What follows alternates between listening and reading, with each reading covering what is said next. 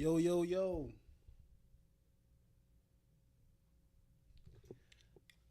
What's poppin'? We got a lot to talk about today. The NBA is very thirsty.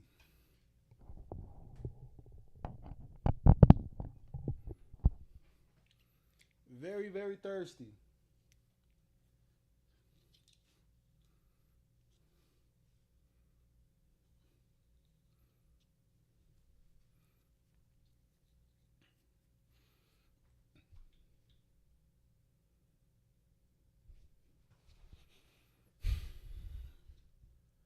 Very thirsty, man.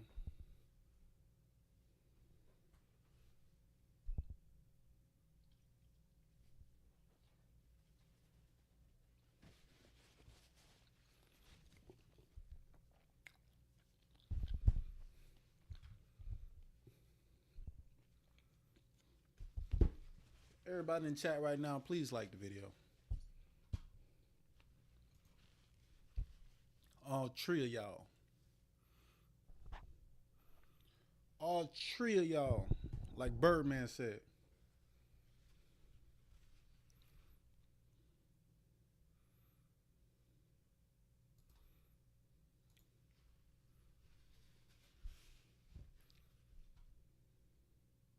Everybody in the chat, like the video.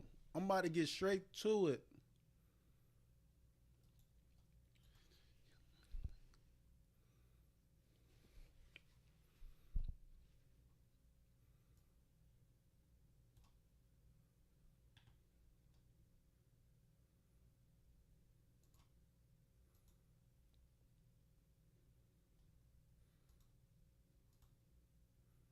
Why did it do that? Hold on, guys. I'm about to get to it, man. Give me a second.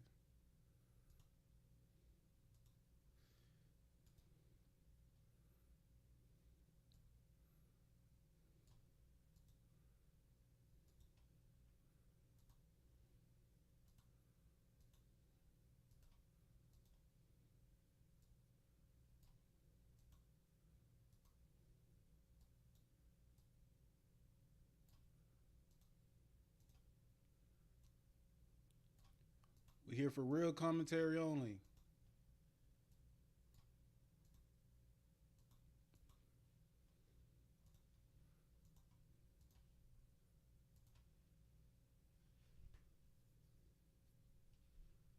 Okay.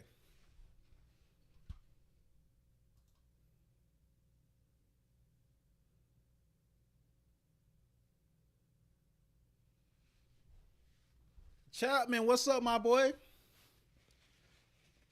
I'll be seeing you in the comments, bro. I'll be seeing you in the comments. We about to get into this trade deadline. This is the thirstiest I ever seen NBA teams be in I don't know how long.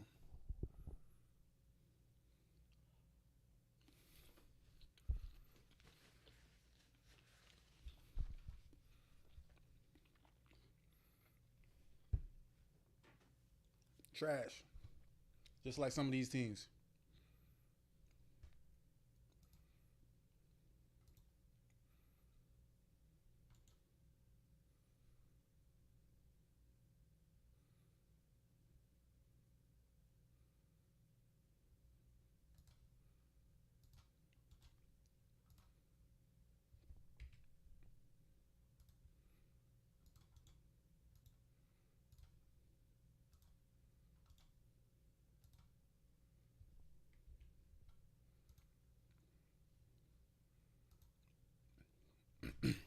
All right.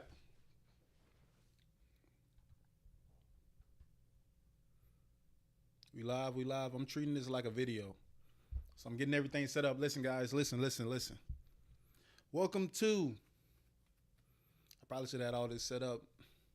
I had 7 people in here watching. Now it's only 2. Me and my thoughts. But it's cool. It's cool. Because it's going up on YouTube. Either way, chop it up. And it's going to be there. It is what it is. All right. First, we're going to get into the thirstiest NBA trade deadline of all time. We talk about the thirstiest NBA trade deadline of all time. All these teams crashing out for moves and they ain't going to win shit. Like, I don't get it. All y'all crashing out for these moves and y'all ain't going to win shit. We talking about the Sacramento Kings. You gave up De'Aaron Fox for a bag of potato chips and an alternator. The Sacramento Kings gave up De'Aaron Fox for a bag of non-laters and an alternator.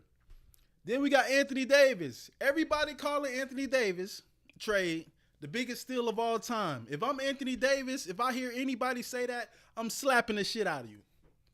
That's on everything. Anybody who say it was the biggest trade, the biggest steal in history, I'm slapping shit out of you if I'm Anthony Davis.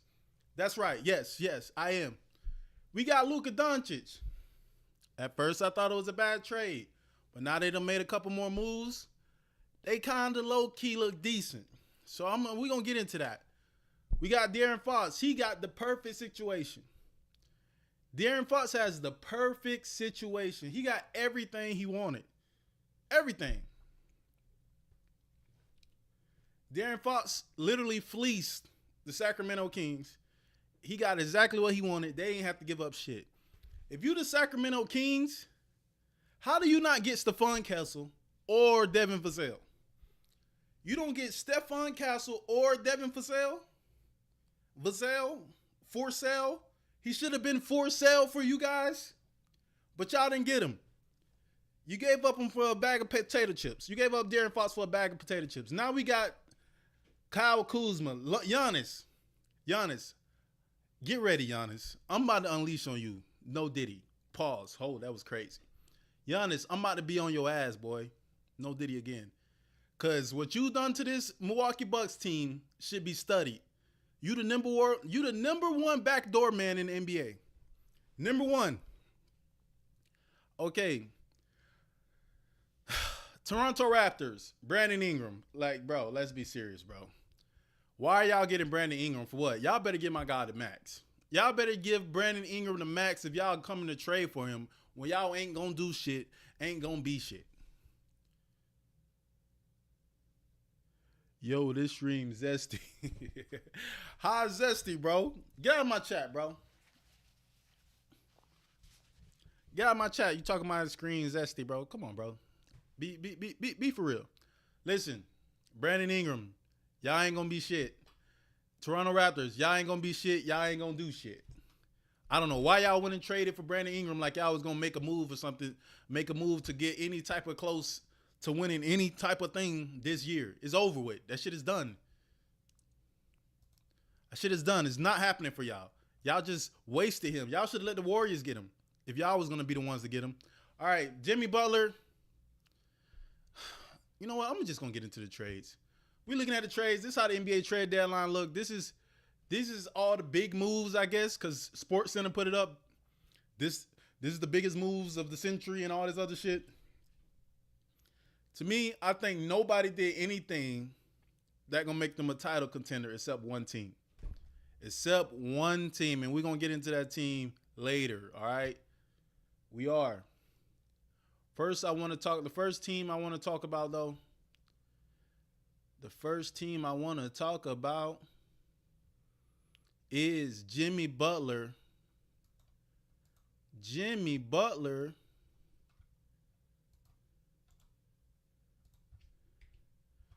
we talking Jimmy Butler. The first team is Jimmy Butler in the Warriors. I don't know what's up with the Warriors. Listen.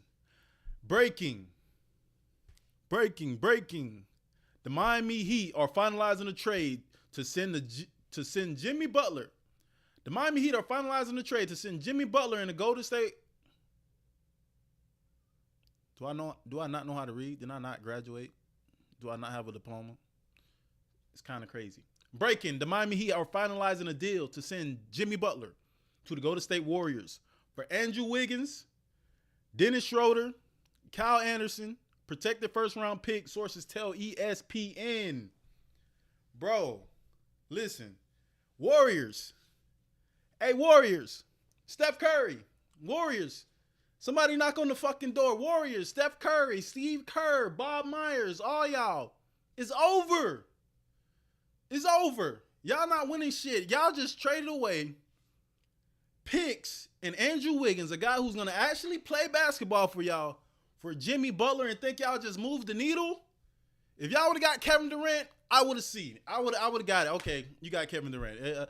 Like, what can you do? Like, if I get Kevin Durant, it's like, it's KD.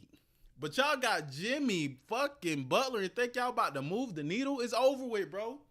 Jimmy ain't finna do nothing for y'all but play 60% of the games, come in the playoffs, and not do what he did in the East. Want to know why? Because the East is not the West. The West is too much for this. Y'all team is too old. Draymond Green, too old. Steph Curry, too old. Jimmy Butler, too old. The West is too young. What's Steph Curry going to do with these young guards, bro? What Steph is going to do with these young guards? Steph Curry ain't going to be able to do nothing with these young guards. Draymond Green ain't going to be able to do nothing with these young forwards and centers. It's over with. Jimmy Butler. Bro, listen. Memphis Grizzlies, Houston Rockets, OKC Thunder are going to run the fucking Golden State Warriors out of the gym. There's no way possible do y'all think this old-ass team is about to be keeping up with any of the top three in the West. The top three in the West is too young for the Golden State Warriors. I don't know why y'all traded away. Only player y'all should have traded away anything for is either Giannis or KD or Jokic or somebody like that. Y'all got too old. The team is too old for y'all to be running around trying to just trade shit and y'all desperate. Steph Curry, I thought you said y'all wasn't desperate, Steph Curry. Steph Curry, you told me the team wasn't desperate. And y'all go and do this shit? Andrew Wiggins is going to play almost every game for y'all. And y'all traded for Jimmy Butler, who's going to play maybe 50% of the games? And think he about to carry y'all in the playoffs? This shit is done, bro. It's not happening. What y'all saying in the chat? For real, they thirsty for them views. For real, they thirsty for them views. That trade drew a lot of interest, and unspoken benefit of the trade drama fuels interest. Listen, bro, we ain't talk about interest, bro. We need to be talking about winning something. Yo, this scream Dellski. Oh, I already read all that. You on some other shit, my boy. 2 years, 121. Listen. 2 years, 121 is crazy. Steph too much of a nice boy. He submits to Steve Kerr too much. Not a leader. That's another thing I want to talk about. People always talking about Steph like Steph this leader. He ain't the leader of the team. If he was the leader of the team, none of this shit that happened over the years would have happened. None of it. Draymond is the leader of the team. That's why they go up and they go down as Draymond goes. Steph Curry, this is what had to be one of the worst moves you could allow your team to make. Steph Curry personality is not big enough to lead any team. He's never been the leader. Draymond has always been the leader. They always talk about KD ain't leading. Steph Curry never been the leader of this team. He's never been the leader of the team. If he was the leader of the team, all the shit that's been happening with the team would never have happened. Let's talk about it. Draymond crashes out and they lose the championship because of him. They win another championship. And guess what Draymond do? He punch on a young up-and-coming superstar. And he's supposed to be a leader. Steph Curry, where were you? Steph Curry, where were you? It makes no sense. And then we get to this point. Go back. Then we get to this point.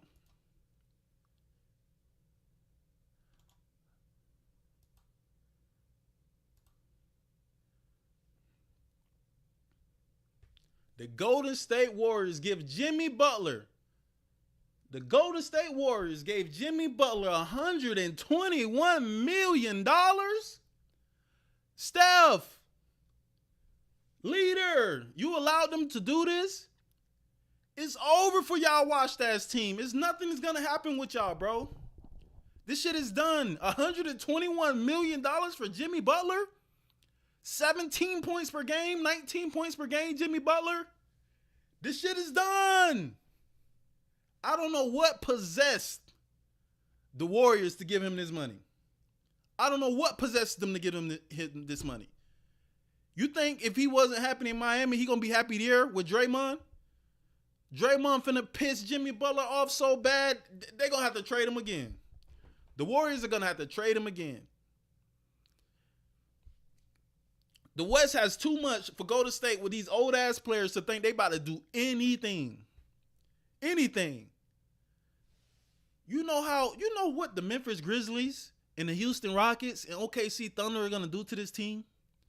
With old-ass 36-year-old Jimmy Butler and old-ass 36-year-old Steph Curry?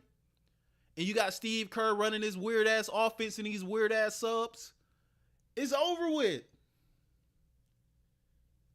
They ain't about to do shit. What's the next part of this? I got a lot going on with this.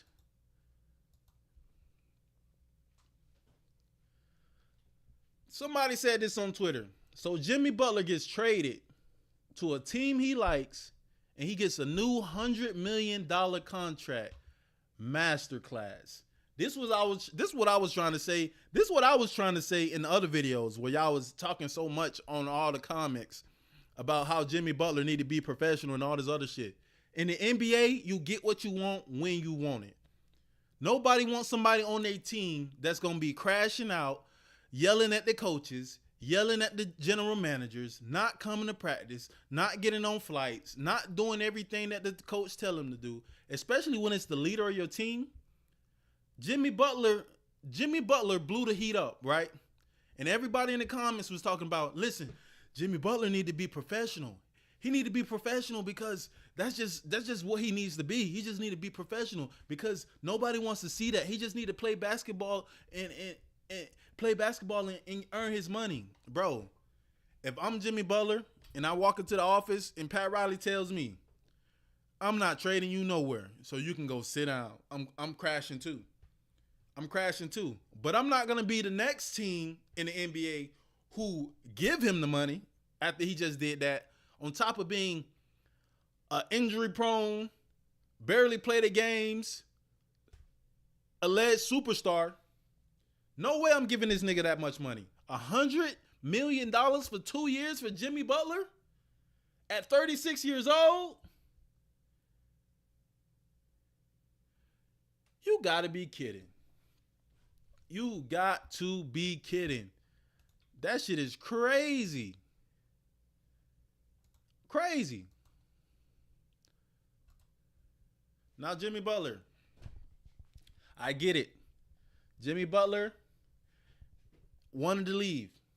If I'm Jimmy Butler, this is the conundrum I'm in with it, though. I get why people say, oh, he need to be professional. He need to do this. He need to do that. But listen, I'll be professional. And y'all make believe Heat culture, which is not really Heat culture. It's superstar culture. Pat Riley, Kareem Abdul-Jabbar, Magic Johnson, James Worthy, Shaquille O'Neal, Dwayne Wade, Lonzo Mourning, LeBron James, Chris Bosh, Ray Allen, another Dwayne Wade. Like, come on, Chris Bosh. Like, Heat culture always been fake. It's never gonna not be fake. Heat culture is superstar culture. You know what Heat culture is? Heat culture is the culture that every other team in the NBA has, which is get the most talent and try to win. Now, Jimmy Butler, this is the only pass I'm giving you, Jimmy Butler. You're the only max player on the team. No other player on the team is getting the max. So I don't want to hear nothing about not giving me my money. The Heat should have gave him the money because this is what he did for the Heat in all the time that he been there. And it's not been any other superstars on the team. So if I'm being tasked on taking on the responsibility of giving you superstar production and long playoff runs, If you ain't sharing the money with another superstar to come help me, like Damian Lillard or Giannis Antetokounmpo or Karl Anthony Towns or KD, you not bringing no superstars to come help me? I want all the money. I want all the money. Give me all the money. There's no other superstars getting the max on my team. So give me all the money. If you're not going to give me no superstar, give me all the money. Give me all the money since I'm doing all of the work. Look what he's done for the Heat. First NBA Finals 2020 appearance since LeBron. First time going to the finals since LeBron 2020. First number 8 seed to reach the finals since 1999. Crazy. Led Miami as the first play-in team to make the NBA Finals. All of this with no superstars on this team. He the only superstar on the team. Led Miami to 3 conference finals in 4 seasons. Went to second NBA Finals within 4 seasons, 2023. This is the reason why they should have just bit the bullet and gave Jimmy the money. Because ain't no other superstar coming there doing all this type of work, and then I get to the point where I need a contract extension and y'all don't give it to me. I'm crashing. It's the only way y'all gonna get right is if I crash. Only way y'all gonna get right is if I crash. But I don't get why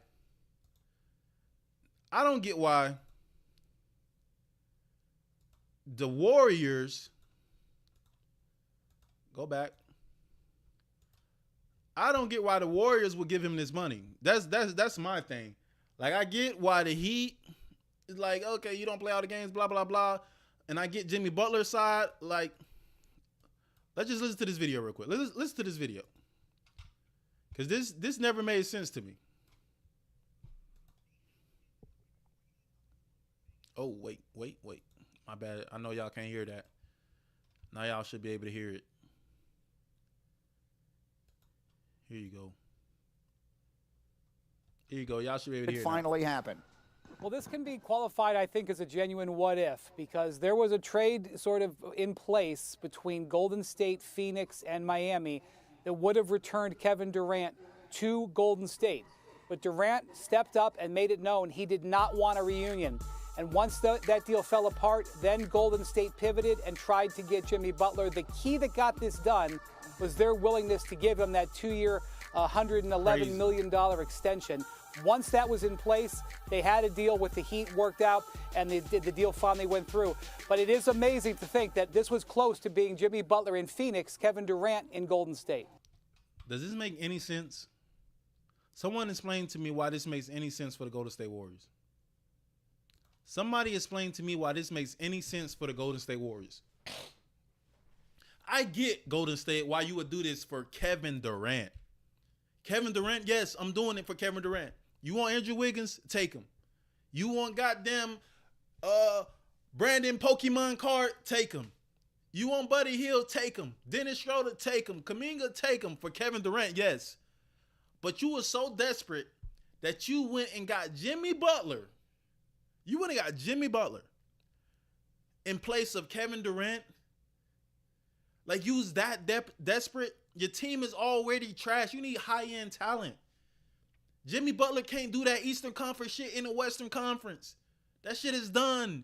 He can't play the way Kevin Durant played for you guys. A 7-footer who can... You know what's slept on about Kevin Durant that a lot of people don't understand? He's a good defender in the right... He's a great defender in the right system. Imagine your number one scorer also being your number one rim protector. That's what Kevin Durant was. Imagine your number one scorer Imagine your number one scorer also a switchable guy who can guard guard 2 through 5 easily.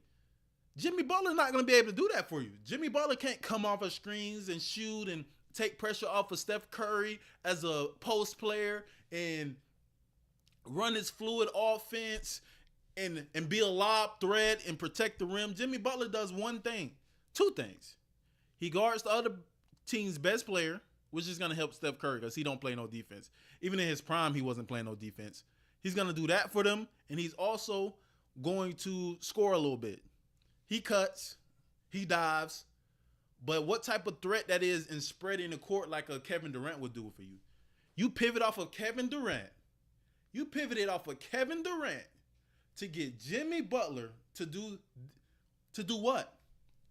Just make sure Steph Curry don't miss the playoffs? That's what it looks like. The Warriors just try to make sure they don't miss the playoffs.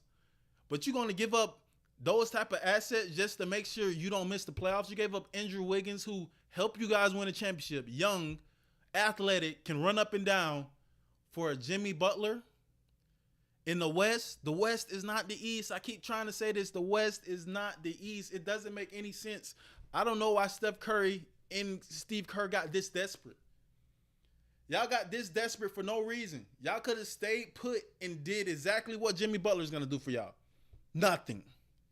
Jimmy Butler's not going to do anything for y'all. Y'all still going to be in the play-in game. And you're going to fight in the play-in game to be the 8th seed, to get the right to get smacked the fuck up by either the OKC or the Houston Rockets or Memphis Grizzlies. You're fighting so hard to get in the play-in game, Steph Curry. Steph Curry, you're fighting so hard to get in the play-in game to have the right to get smacked the fuck up by Memphis, Houston, or OKC. It makes no sense. I don't get what you guys are doing. It makes zero sense whatsoever. But the Warriors going to have to learn the hard way.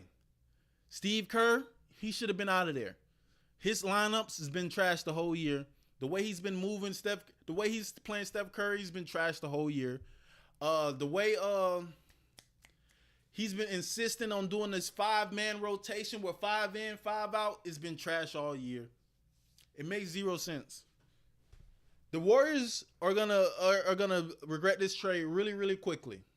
Really, really quickly. Y'all just traded for Dennis Schroeder. Dennis Schroeder. Y'all just traded for him. And you already got off of him? This should tell you something. Dennis Schroeder ain't that too far off from Jimmy Butler, if we're being honest. They both long in the tooth, not that effective, but have big names. They're name brands, I guess. I don't see it really working out, but the Golden State Warriors think they can change Jimmy.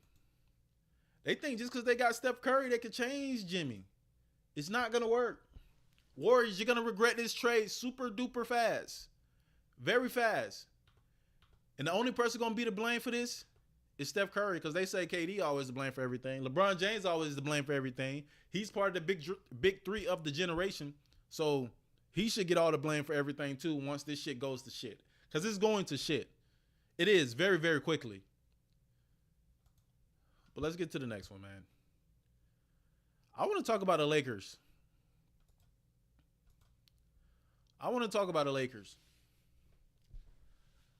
At first, hold on. Let's start here. Let's start here with the Lakers. The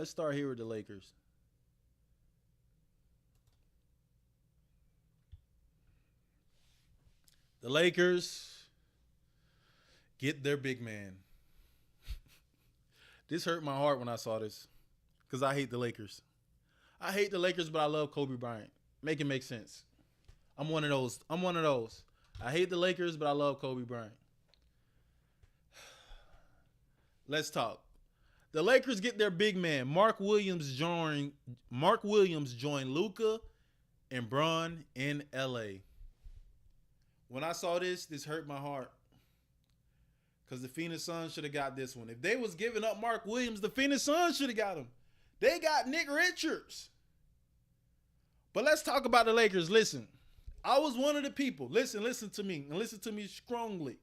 I was one of the people who said that the Lakers lost the trade, if we just talking about in the moment, when they just got Luka and they didn't have no big man. But I'm here to be a man and know when I have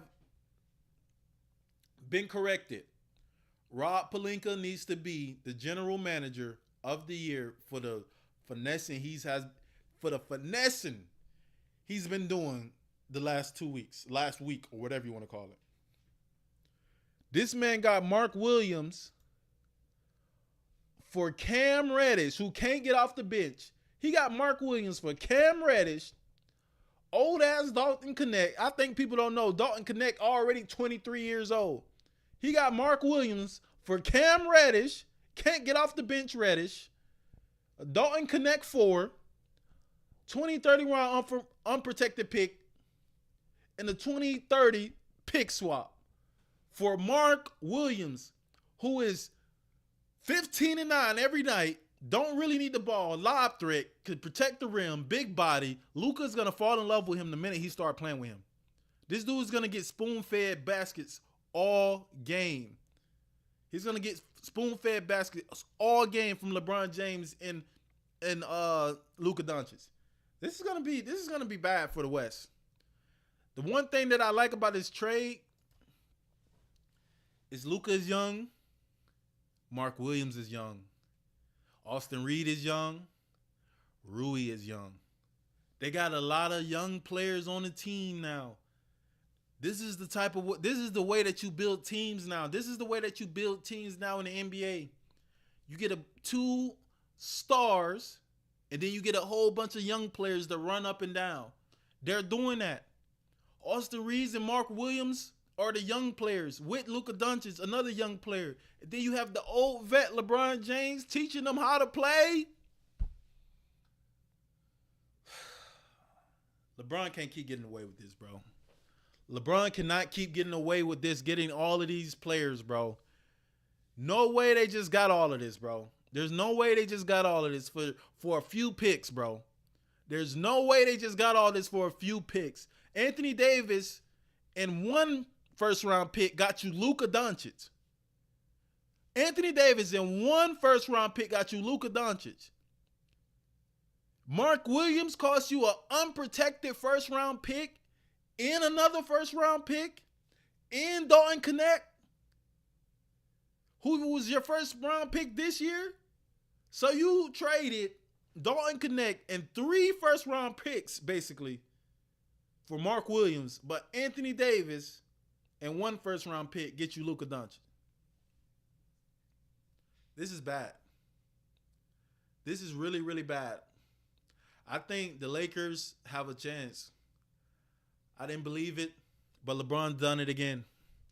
LeBron and Rob Pelinka has done it again.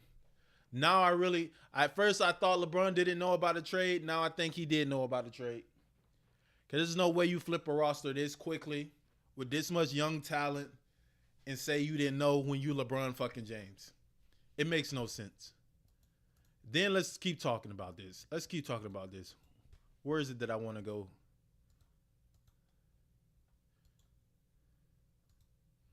Look at this roster. There's only 1 old nigga on the roster. You got Luka, 25 and under. You got Austin Reeves, 28 and under. Under 28, under 27. All these players are under 27. Rui under 27. Austin Reeves young. Luka under 27. Mark Williams 23 years old. LeBron can't keep getting away with this, bro. LeBron cannot keep getting away with this, bro. He cannot keep getting away with this, man. How much talent do you need? How many superstars do you need? How many times do they have to rebuild a roster for you at 40 years old? This is cheating. I need the FBI to investigate the Los Angeles Lakers. I need the FBI to investigate the Los Angeles Lakers for collusion, fraud, wire fraud, and conspiracy. Conspiracy to change bets. Everybody who's been betting on this team and bet on them to not make the playoffs and bet on them not to win games need all of their money back. They need all of their money back. Because how, as the Dallas Mavericks, you just call up in the middle of the night and you get Luka Doncic. You don't put him on sale for everybody. You just give Luka Doncic to the Los Angeles Lakers. We need the FBI to step in. And then 2 days later, a player that the Charlotte Hornets never had him on the market. He was never on the market. Mark Williams. 2 days later, you get Mark Williams. So within 3 to 4 days, the Lakers got 2 players. This is why the FBI needs to be involved. This is why conspiracy needs to be attached to their names. This is a RICO. This should be a RICO. The Lakers should be under a RICO investigation. How in 3 days, 4 days tops, 2 players that was never on the market ends up on the Lakers for their only little bit of draft compensation that they had. The Lakers didn't have anything to trade. Nothing. But within 3 to 4 days, they get 2 players that's never been on the market. Luka Doncic, nobody knew he was on the market. The Lakers get him. Mark Williams, nobody knew he was on the Rockets. The Suns got Nick Richards instead of Mark Williams because nobody thought that Mark Williams was on the market. The Lakers get 2 players that was never supposed to be on the market within 3 days, and nobody is curious into how that happened. Is that not suspicious? Does the NBA not need to be investigated? Is that not suspicious? Mark Williams, Luka Doncic, that easily, that quick? It makes no sense. And I need somebody to explain it to me. The Lakers need to be under a RICO. Hella suspicious, right? Chapman. Hey, John, I'm with you. How is that not suspicious? The Lakers just get players out of nowhere? No, wrong one.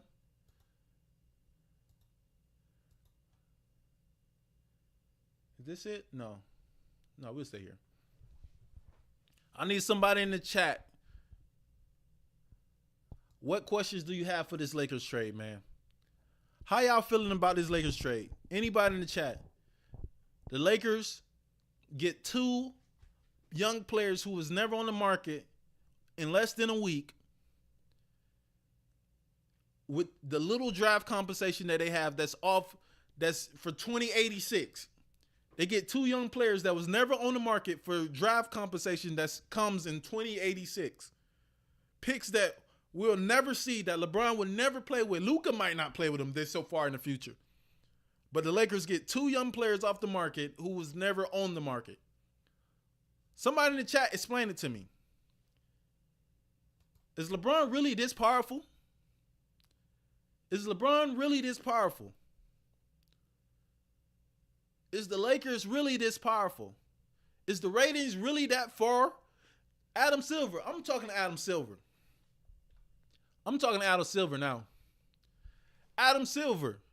Are the ratings really that far down that within 1 week, the Lakers can get 2 of the league's young star players? Mark Williams not that much of a star, but 2 young players who was never on the market. The Lakers get them with 2 picks. That comes in 2078,000. They're going to be in the league when Luka is 38 years old.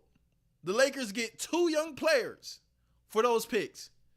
And Adam Silver, you want the fans to believe that this is all coincidence. That nothing happened. There's nothing to see here. They just made good deals. When nobody else was in on the deal, you get Luka Doncic, Mark Williams. This is why we need David Stern back. David Stern would have canceled this fucking trade. I just made a video on why the NBA is worse right now. Because the commissioner is trash. David Stern would have canceled this trade. There's no way you getting Luka for a 31-year-old in a bag of chips. A 31-year-old superstar. Anthony Davis is a superstar. But there's no way you getting a 25-year-old top 5 player for a bag of chips and Anthony Davis, and you expect us to not have any questions whatsoever. No questions. Adam Silver is just supposed to think we supposed to just turn our head like nothing happened. This is very normal. This is very normal. David Stern would have said, fuck no.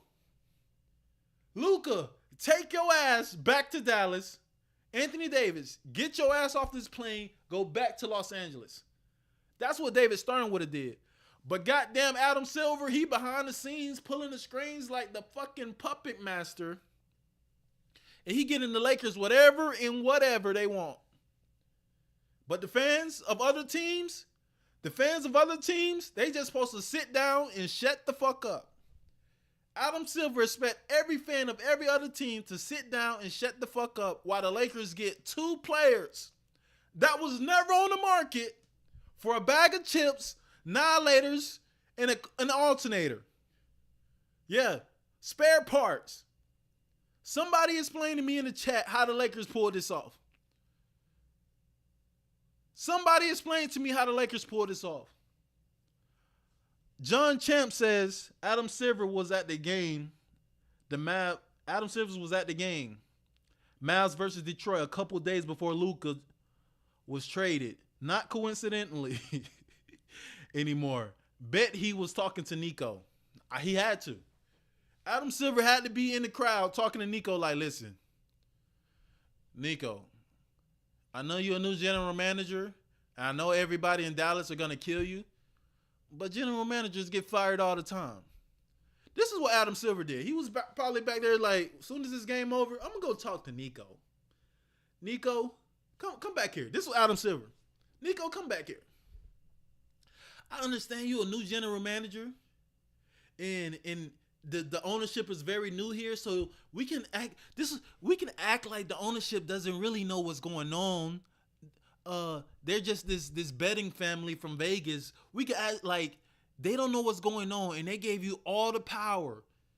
But we need you to send Luka to Los Angeles. And Nico probably like, what the fuck? To who? Who are we gonna get back? LeBron James and Anthony Davis? No. This is what you're gonna get.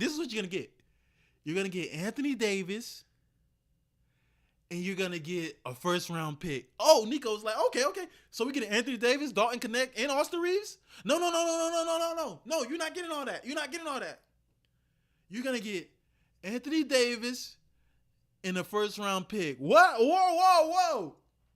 So I'm just going to get Anthony Davis and a first-round pick for my 25-year-old superstar that just took us to the finals?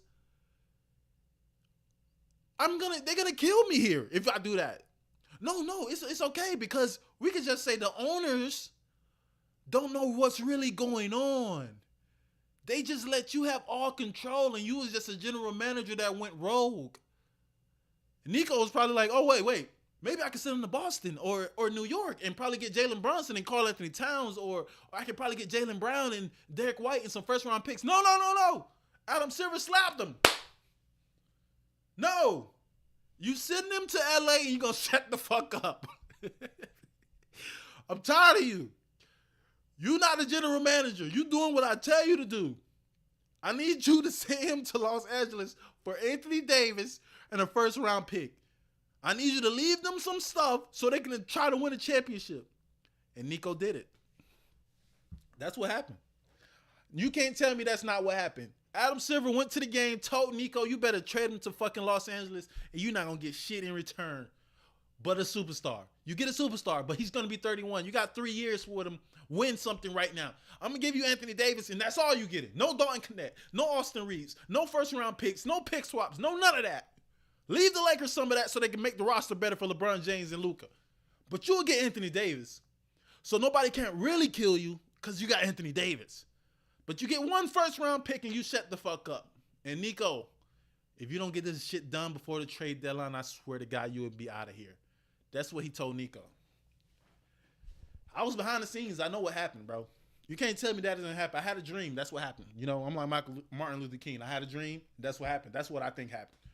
You can't tell me, you can't explain to me any other way how the fucking Lakers get 2 star players, not 2 young stars for a bag of chips and nobody knows how. It makes 0 sense. It makes 0 sense. Everybody in the chat who's in the chat, like the fucking live, please. I need to feed my family. Everybody in the chat, like the live. We're going to the next topic. We going to the next topic. We talking Fox and Wemby. We talking Fox and Wemby. Fox and Wemby. This is another one. This is another one. This is another one. This is another Adam Silver special.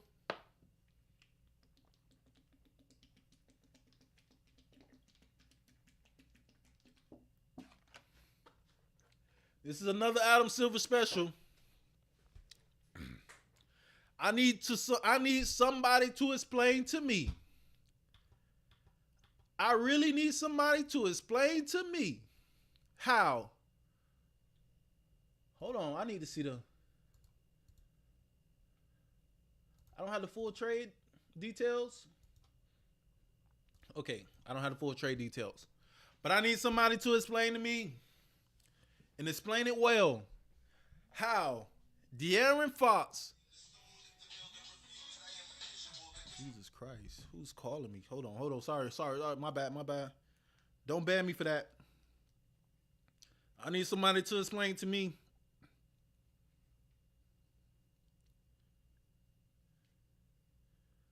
Come on, turn off, please. Okay, here we go. Another Adam Silver special. Another NBA special. These players are just going to teams in the details of the trades don't look good at all. Adam Silver, I need for you to explain to me how we saw Rudy Gobert, Rudy Yogurt go to the Minnesota Timberwolves for their whole roster. But we see players like Luka and players like De'Aaron motherfucking Fox go to teams for a bag of potato chips, now laters, and a bowl of peanuts. It makes zero sense. So De'Aaron Fox gets to the Spurs, which is a good matchup. I like the pairing. I like the duo. You're not gonna convince me that the duo is not good. It's good for the league. Is this duo good for the league? Is this duo good for the league? Yes, they're good for the league. But how do players like Rudy Gobert go to the fucking Timberwolves for their whole roster, and you got De'Aaron Fox, he goes to the Spurs, and you don't have to give up Basile, you don't have to give up Stephon Castle, you don't have to give up, who else they got young? Keldon Johnson. You don't have to give up any more than you. How many picks? How many picks? I got to see the full trade. Hold on, real quick. Guys, I need to see the full trade because I'm about to spaz. De'Aaron Fox full trade.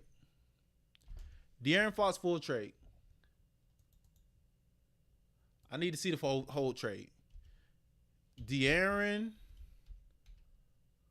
Fox trade. I need to see the full trade. Here we go, guys.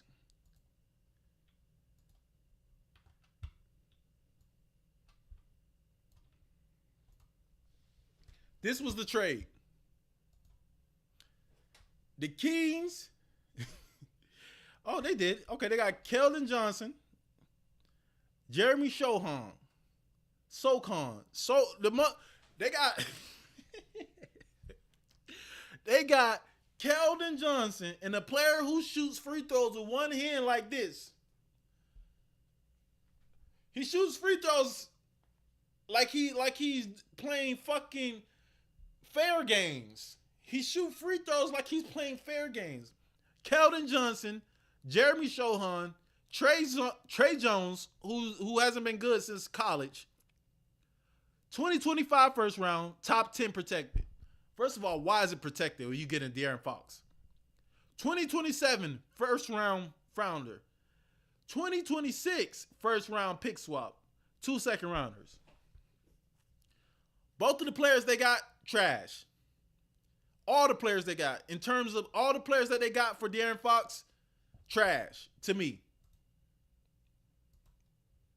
All the players they got for De'Aaron Fox, trash for me. So what really they got is 1, 2, 3 first rounders and 2 second round picks for a young superstar. NBA, Adam Silver. I want y'all to look us in the face as fans of other teams and tell us that these trades was on the up and up.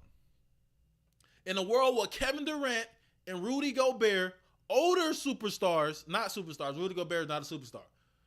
Older star Rudy Gobert goes for a whole roster and a whole 5 picks.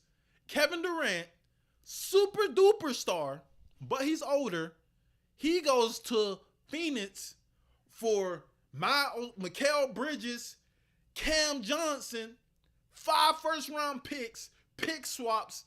These players are in their late 30s.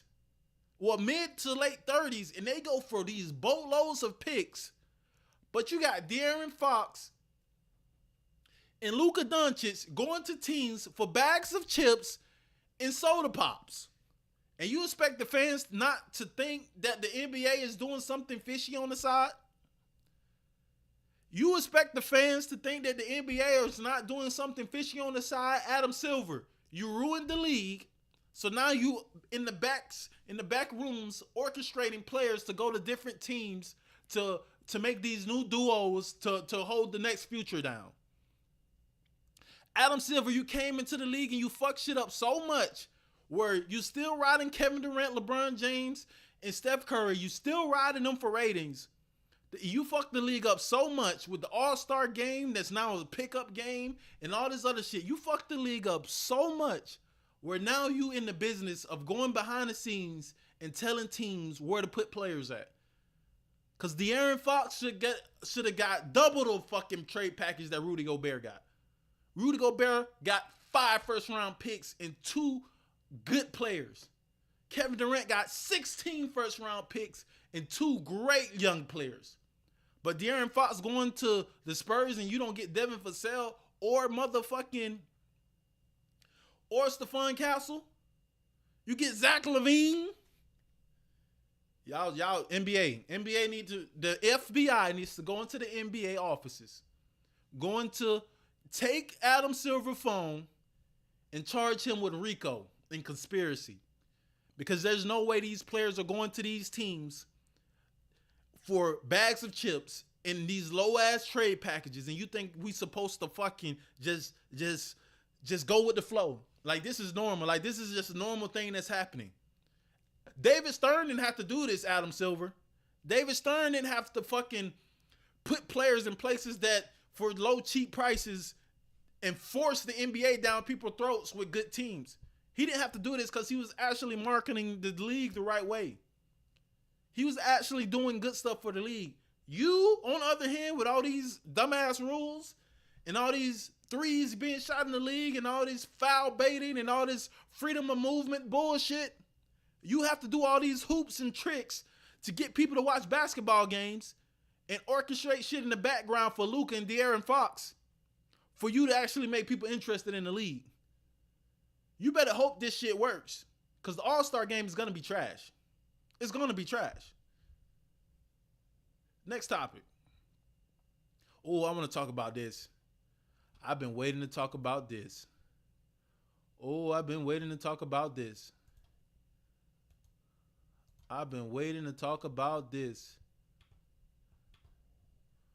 Oh, this is the topic that I wanted to get to.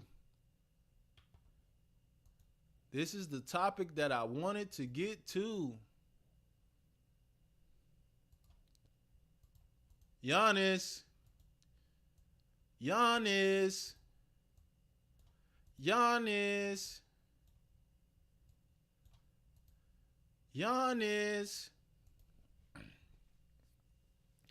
Breaking news.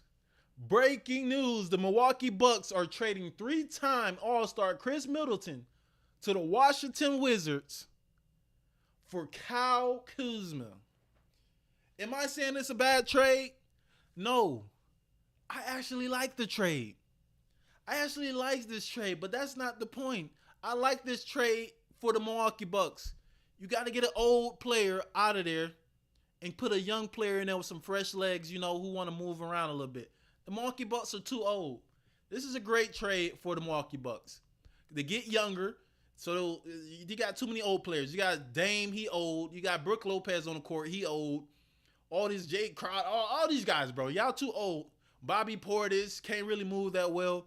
So you get some young blood in there, yeah?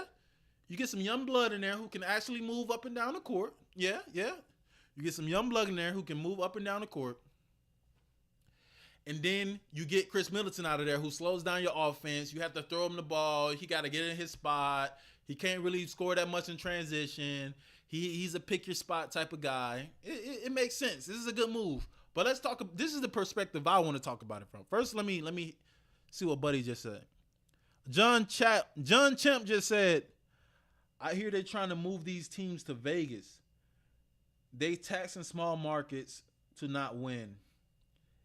It's all about the money. Listen, I heard they've been trying to move the Mavericks to Vegas too. But you can't force the audience to be interested. That's the problem with Adam Silver. He's trying to force any and everything. He's not trying to really grow anything.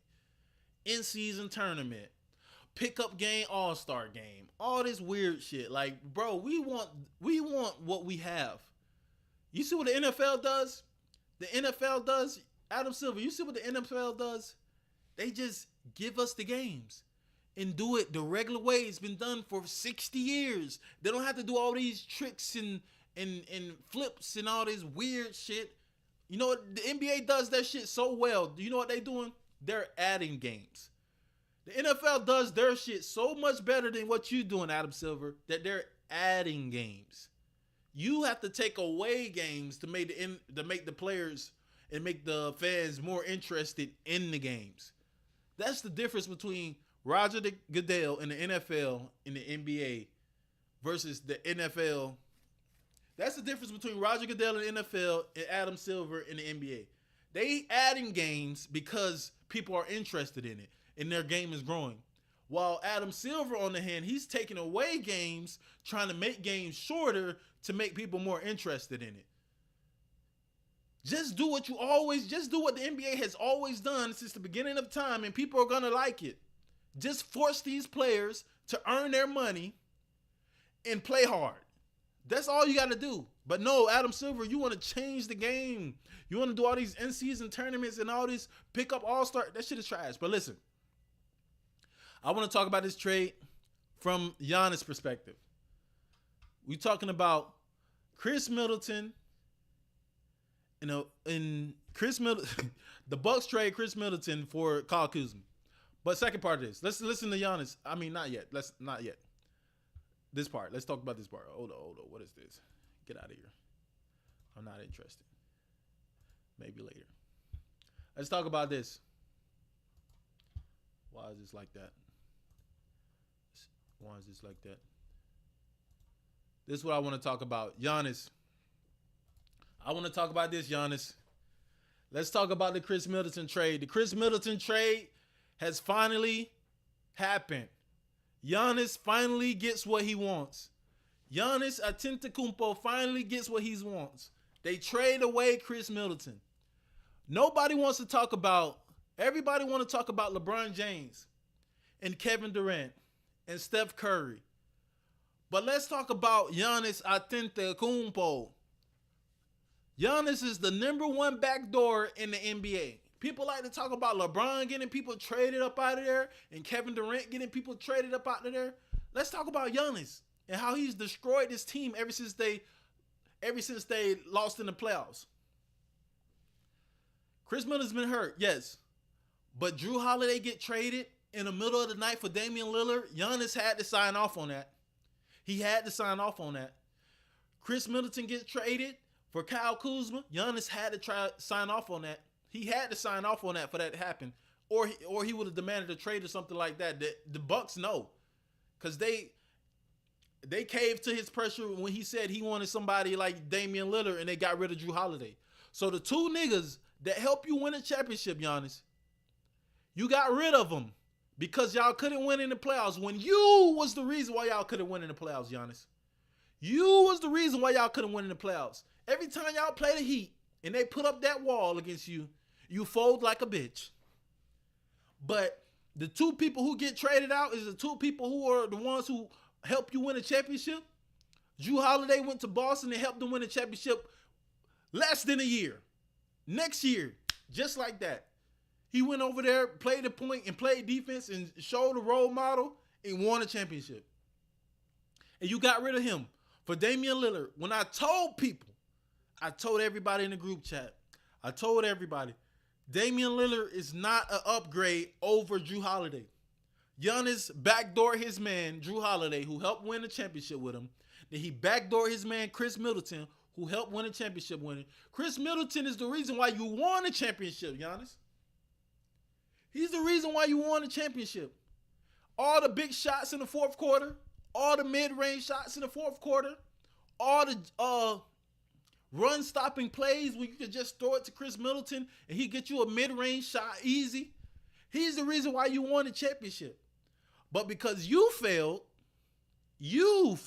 as the superstar of the team and you couldn't make free throws in the playoffs and you couldn't create your own shot in the playoffs and you let the Miami Wall fool you and you let Kawhi Leonard lock you up and win and come back and win against you. All of that happened because of you. You were supposed to be the superstar, but you can't make free throws. You ain't got no post game. You ain't got no outside game. You can't shoot. All you do is run and jump at the rim. That's it. That shit don't work in the playoffs. All that shit works is in the regular season. That's why you can win an MVP doing that dumb shit. You can win an MVP doing that dumb shit because you're the biggest dude on the court and you run downhill and you get away with shit that other players do and they don't. And if other players did what Giannis does on the court, they would be called for charges. But Giannis get to lower his shoulder, travel, do all these weird ass moves, and they let it go. Giannis, the number one backdoor in the league. He backdoored the two guys that helped him win his first championship to get Damian Lillard and to get Kyle Kuzma. So it better work now, Giannis. We don't want to hear all this fake shit you talk about right here. Look at you. Listen to Giannis. Obviously, look at the Giannis. Listen to Giannis right here. played with Chris for years. I spent. Oh, hold on. It has music on it. I don't think I can play this. I can't play this. But Giannis says, my brotherhood with Chris Middleton is the most important thing I've had with this team for a lot of years. If he's the most important thing that you had these higher years, you remember when they was calling him Batman and calling you Robin in those playoff runs? You remember that, Giannis? And guess what you did? You backdoored them because they would have not got rid of Chris Middleton if you would have not signed off on it, Giannis. You backdoored Chris Middleton. You backdoored Jrue Holiday to get Dame Lillard. And now everything that happens on this team from now on is going to be because of you. You ain't got nobody else to blame. The two guys who was there that helped you win a championship, you can't blame them no more. You can't. You can't blame them no more, Giannis. Now you got to stand on your own too. You the last thing left from that championship. You the last core piece left from that championship. Bro says at work listening to your stream. Can't comment because I'm driving. How long you've been live? I've been live for an hour now. But I'm talking about Giannis right now. Giannis, the number one backdoor king. Now we get to Giannis. All this. Remember all this, Giannis? Remember all this? Remember him helping you, Giannis? Remember your mans that you could have kept here on the team? The guy who was with you from the beginning. Do you remember all this, Giannis?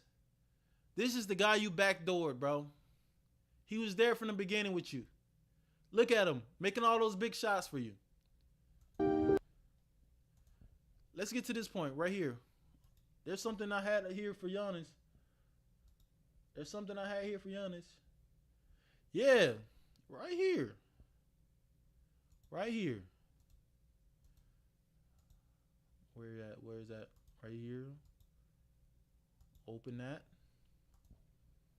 Right here. Open that. Right here.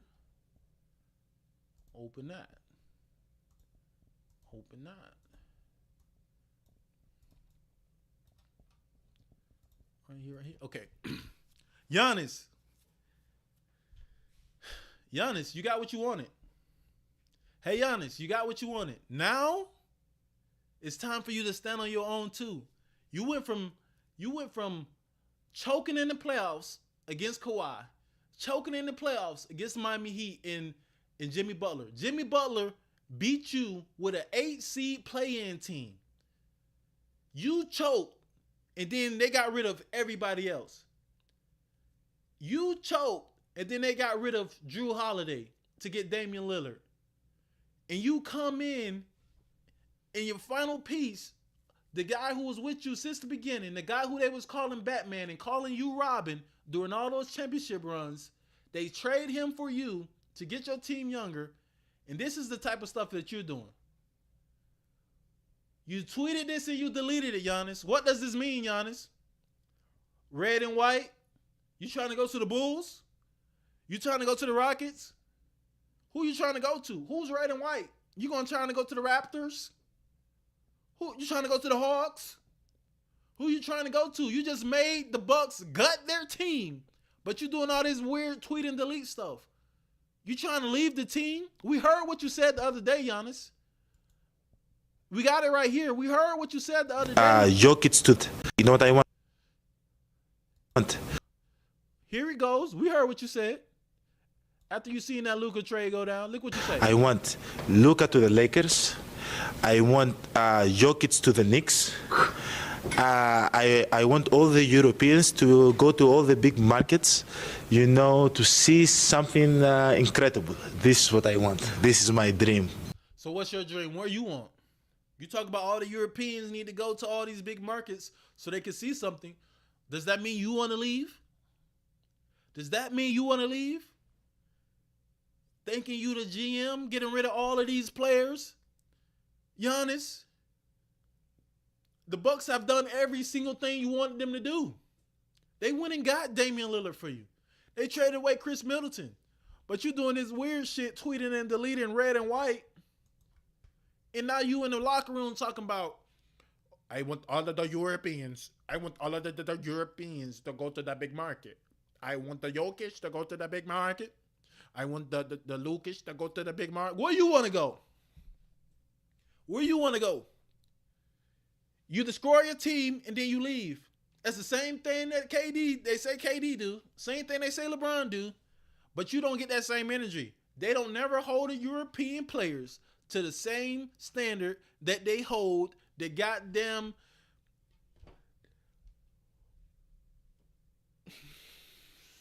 they don't never hold the European players. I almost said some shit that probably would have got me banned on this damn channel. They never hold the European superstars to the same standard that they hold the American superstars to. How the hell Giannis get to gut his whole team, get rid of Chris Middleton, get rid of Drew Holiday, the people that help him win the championship, and nobody say, oh, Giannis is not a leader. Giannis is not a leader. Giannis is a good leader. He works very hard, and he's down for his team, and he's loyal. If let KD and LeBron would have been doing shit like what Giannis been doing the last few years, get rid of him. How you say that? Let KD and LeBron been doing the same thing Giannis been doing. Getting rid of all the players that help him win the championship, and then every year losing in the first or second round because he's the one choking. He's the one not making free throws. He's the one letting playoff defense get to him. But he's the one getting rid of all the players when he's the reason why they're losing in the playoffs, because all that regular season running jump man shit don't work. Let KD and them been doing that shit, they would have been called the worst leaders, the worst this, the worst that. But because these motherfuckers can't speak English, they get to be out of shape like Luka. They get to do all this weird shit like Giannis. They get to average triple doubles and win MVPs, even though their team ain't really winning, like Jokic. They get to average triple doubles and win MVPs when you're not the one seed, like Jokic. Russell Westbrook was doing the same thing Jokic is doing right now, which is getting triple doubles and not being the number one seed. But guess what? Jokic get the fucking MVPs. But Russell Westbrook don't get the MVPs. Make that make sense. Jokic and Westbrook do the same shit, but one player get MVPs and the other player, he's stat padding, even though they the same seed. The Europeans get away with a lot of shit that the American players never get to get away with. Never. And people scared to go after them because they love these international superstars because they grow in the league and all this other shit. I want to know how you grow in the league. You from Greece. Greece ain't as big as the United States. I want to know how you grow in the league and you from Serbia. Serbia is not the United States. I don't know. I'm pretty sure Texas got more people than Greece and Serbia and goddamn Slovenia put together. But they call these players international superstars. Motherfucker, y'all ain't Yao Ming. Yao Ming is from a country with the highest population in the world. He is a real superstar. Giannis is not a real global superstar. Jokic is not a real global superstar. Luka is not a real global superstar. They from countries that have less people than New York. And they global superstars just because they from outside of the country? They are not Yao Ming. Yao Ming was the real global superstar. He's the one that has 1 billion fans waiting for him back in his home country. These dudes from places like Pennsylvania with that many people and they want to be global, and y'all not global superstars. Y'all not. All these players be wanting to claim the whole Europe as their territory. No, it's not. Y'all don't get the whole Europe. Hell no. Did fucking Yao Ming get the whole Asia? No. He got just China. Just China. Y'all motherfuckers are talking about y'all Europeans is taking over. Europeans is taking over. How Europeans taking over? They won. How many European-led teams have won championships? Giannis only won the championship because KD got foot was on the line and Kyrie and James Harden got hurt. So you got that one. And you got Jokic winning the championship. Outside of them two, in the last 10 years, who've been in the last 20 years, what foreign motherfucker won a championship in the last 20 years? Besides Giannis and Jokic, not 20, because you can put Dirk in there. In the last 10 years, how many foreign-led teams have won an NBA final? Only players is Giannis, Asterisk, and Jokic. I'm not going to put asterisk on that. These people love to talk about the Europeans are the best superstars in the NBA right now. And Americans are losing right now. They have 2 championships in the last 10 years. Actually, they have 2 championships in the last 15 years. If we go down the list of who winning the championships, none of them are Europeans. You know what? I'm going down the list right now. Last 10 NBA champions. We going through the list. Boston Celtics, 2 niggas. Jason Tatum, Jaylen Brown. Denver Nuggets, okay, you got it. You got Jokic. Golden State, nigga. Steph Curry. Milwaukee Bucks, okay, you got Giannis. Los Angeles Lakers, niggas. LeBron and Anthony Davis. Toronto, from Compton, straight out of Compton, another nigga. Kawhi Leonard. Golden State. 2 niggas. Kevin Durant and Steph Curry led those teams. 2015, 2016, LeBron James, nigga. Golden State Warriors, Steph Curry, Andre Iguodala, niggas. San Antonio Spurs, another nigga. Tim Duncan and goddamn Kawhi Leonard. Miami Heat, LeBron James. Miami Heat, LeBron James. Dallas Mavericks, okay, there go one. A foreign. You got a foreign. But all the other ones that you're going to see here, Black American, American, American. All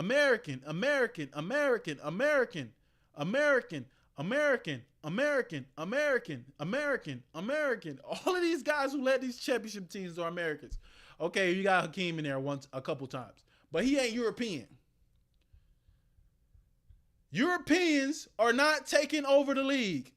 Giannis. Europeans are not taking over the league, Giannis. Y'all not winning championships. Only thing y'all doing is accumulating stats. Only thing Europeans are good at is PER.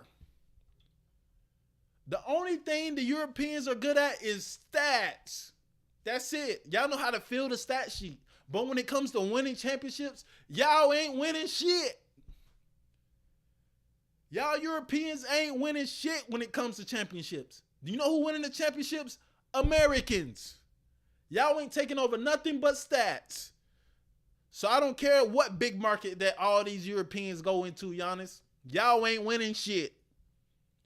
You know who's going to win the championship this year? It's going to be American. Shea is an American. You know what? You know what Canada is? North America, motherfucker.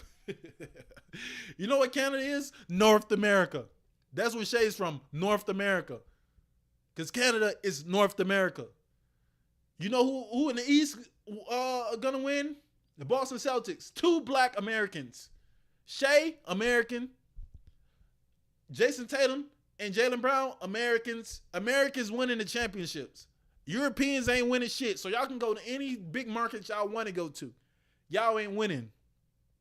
So all of this, I want to see all of the Europeans go to the big market, because if they go to the big market, they can see more of and get more of the acclaim and the popularity. Y'all ain't doing shit, bro. Get the hell out of here. Everybody in the chat right now, if you in the chat, please like the live, please. It will help the algorithm and it will help me feed my family. Okay. All right. Giannis. Do I have more on Giannis? Yes, I do have more on Giannis.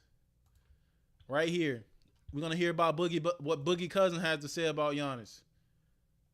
And the idea that Jokic could perhaps one day be a Laker or a Knick. I thought it was pretty funny, but I also thought Giannis would be a Knick by the time it was all said and done. Could you see that? Join me here, Boogie. Do you see Absolutely. One thing I learned about Giannis being his teammate is always truth in his humor. So and he's a lot smarter than he likes to give. Like, things he say it's truth in it always. So yeah, people be thinking he be just this he's this big funny guy. He's just being funny. He's not gonna really leave. We know it's always some truth and some joke in a joke. That's what make a joke a joke. That's what makes it funny. There's always a little bit of truth in a joke. When a motherfucker call you fat or say you ugly, it's funny, but you know, it's only really funny if it's a little bit of truth in there. Giannis be throwing little shit out and acting like he's just he this lackadaisical big kid, and you know, I tell dad jokes, but at the same time, he know what he's doing. He doing that slick, what do you call that shit? Passive aggressive shit.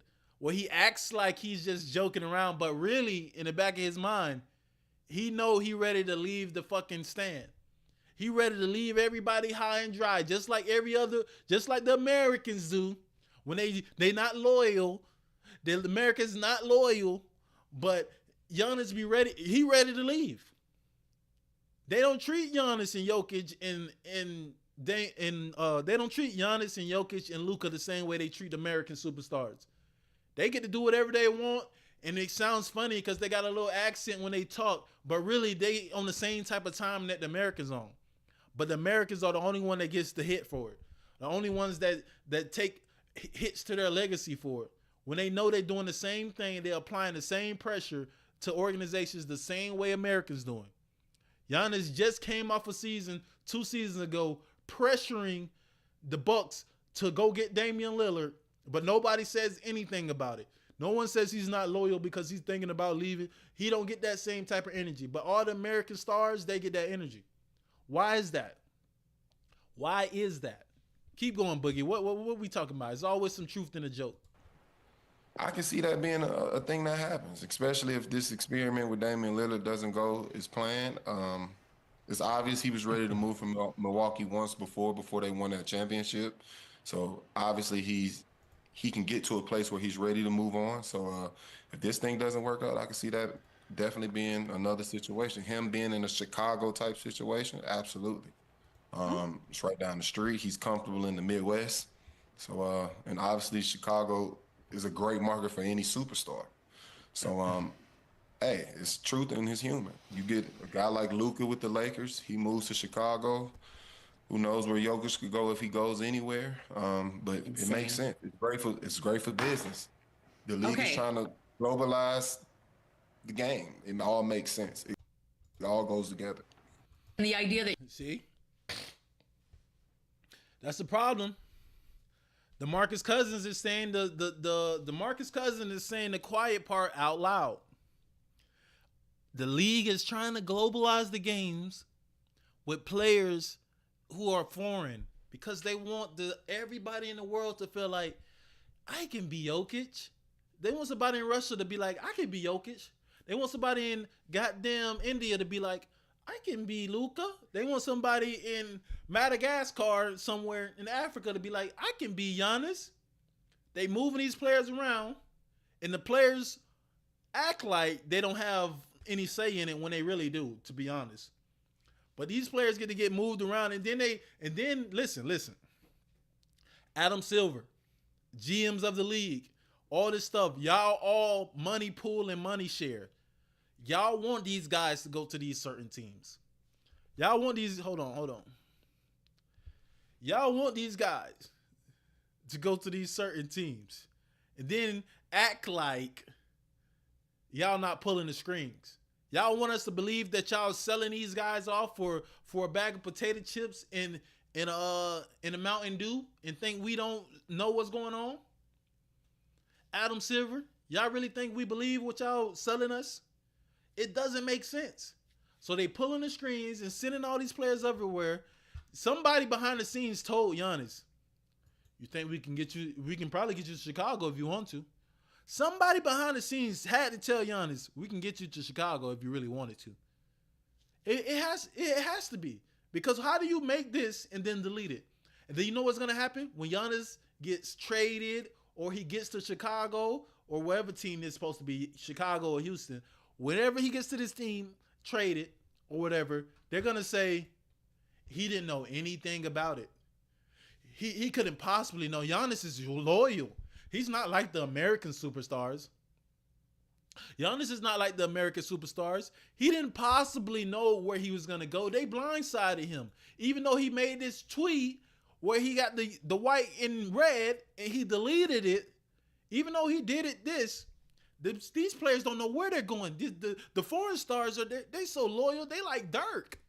They like Yao Ming. These guys are loyal. They didn't know nothing that was going on. They got blindsided. They was crying on the plane. This is not true. We saw Jokic. We saw the Adam Silver at the Dallas game. Before Luka got traded, we saw Adam Silver at the Dallas game. We saw Luka in a post-game interview say, "Oh, I love Dodo," talking about Dorian Smith. I love him. He's gonna be we're gonna play with each other soon. We saw Luka say that. We saw Adam Silver at the game. We see Giannis doing this weird shit with the red and white in the emoji and then deleting it. We see all them giving us the little signs, and then they end up on a different team. Then we're gonna say, no, they was blindsided. They was crying. They wanted to spend their whole career with this team, and they got blindsided. Why y'all ain't talking about Anthony Davis the same way? Did Anthony Davis not get blindsided? But because he's not a foreign star, he don't get treated the same way the foreign stars get treated. The foreign stars are these helpless, non-English speaking. They don't know what's going on. They just here to be here. They're happy to be here. They get blindsided. It's a sob fest. Everybody's crying for him. But let Anthony Davis get blindsided. Anthony Davis get blindsided. No one says nothing. I ain't hear one sports commentator on ESPN, First Take, Fox Sports. I didn't hear one commentator say anything about Anthony Davis being blindsided. But Luka Doncic gets blindsided because he's foreign. He's a sheep. He don't know what's going on. He thought he was gonna spend his whole career with there. Y'all have a double standard. American superstars need to start calling out this double standard that they have. All these foreigners get to do whatever they want to do and don't get no pressure for it, but all the Americans do. And now Giannis, the last one standing. Now Giannis, the last one standing from his championship team, doesn't know. Now Giannis, the last one standing from the championship team. No Drew Holiday, no Chris Middleton. He's the last one standing from the team, but he don't know what the fuck going on. Everybody wants us to believe that Giannis don't know what's going on, even though everybody on his team is leaving. The team is just doing what they want. The team is just doing what they want. Even though we saw Giannis 2 years ago say he would leave this team if it's about winning championships. If they're not trying to win championships, I'm going to leave the team. I have to be true to myself and being true to my champion. If it's here or someone else, I'm going to leave. But he don't know what's happening around him, though. He don't know that the ownership is trading away the people that helped him win the championship. All these foreign players, I'm going to keep saying it. All the foreign players, superstars, all the foreign stars get treated a whole different way than American superstars.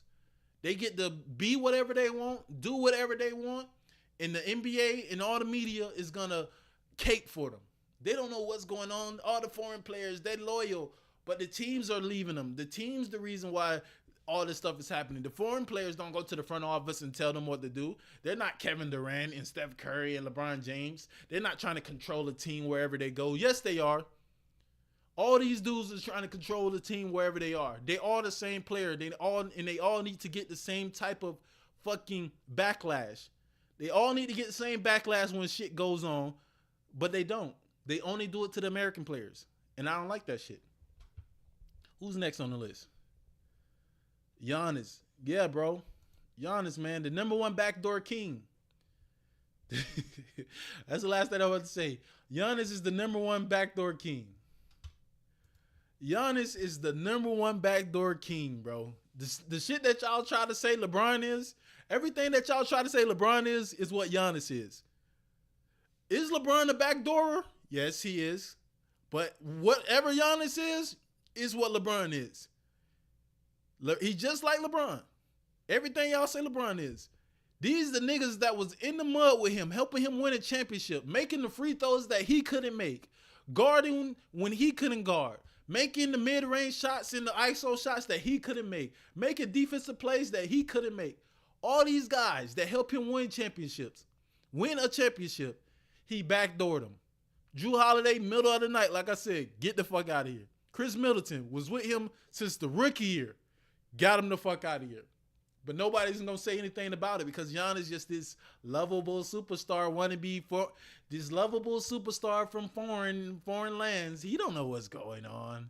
He's not like that. Giannis is not like that. Giannis the number one backdoor motherfucker in the NBA. The number one backdoor in the NBA. Let's get to the next topic, man. We got the Cavs. We got the Cavs.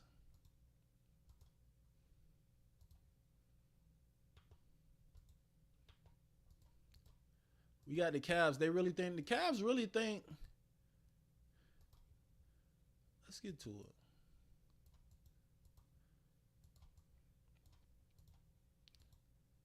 The Cleveland Cavaliers have entered the chat. Everybody, the Cleveland Cavaliers have entered the chat.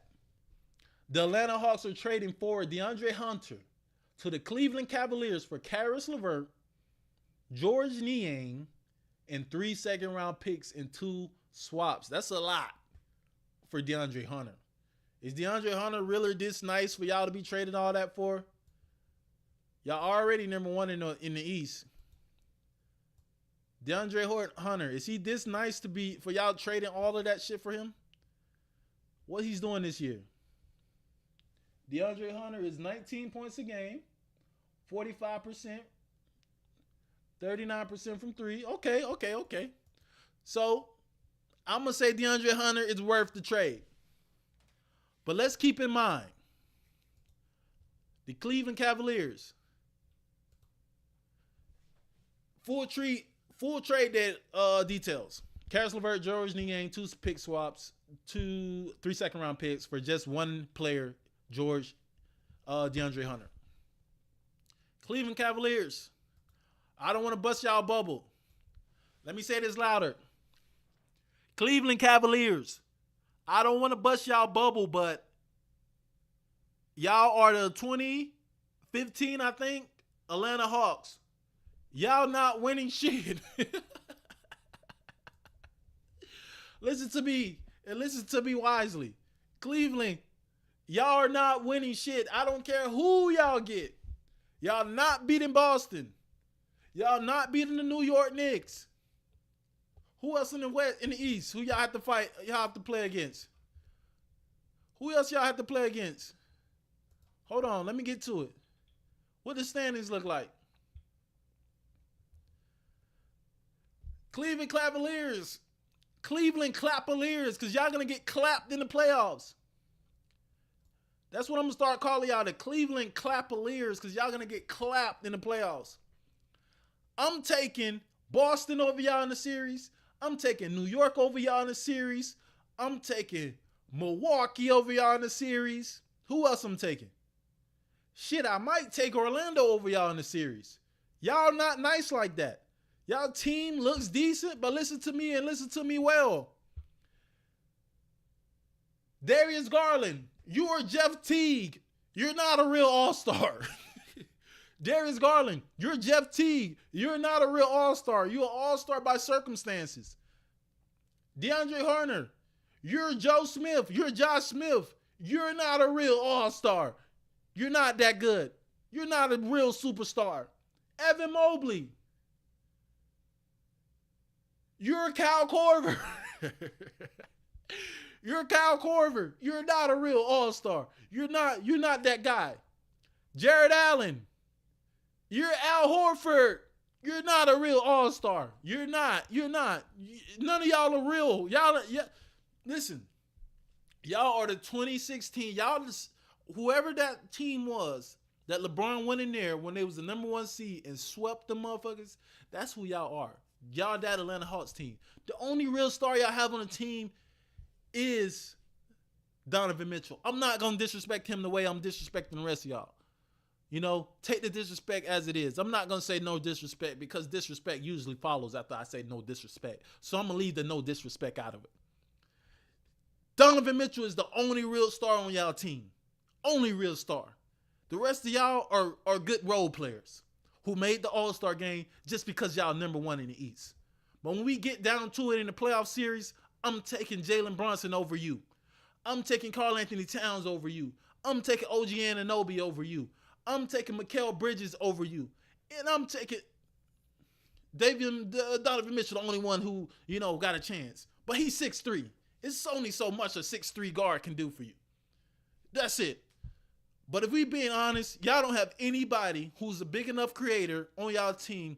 Like, y'all need somebody who's a big wing who can create and defend on both sides of the ball and switch. Evan Mobley is not that. I don't know why y'all keep letting Evan Mobley bring the ball up, do all these dribble moves, shoot threes. He's not a small forward. He's a center in a power forward's body. All that shit he does in the summertime in the workouts don't work in the NBA. It's not gonna work.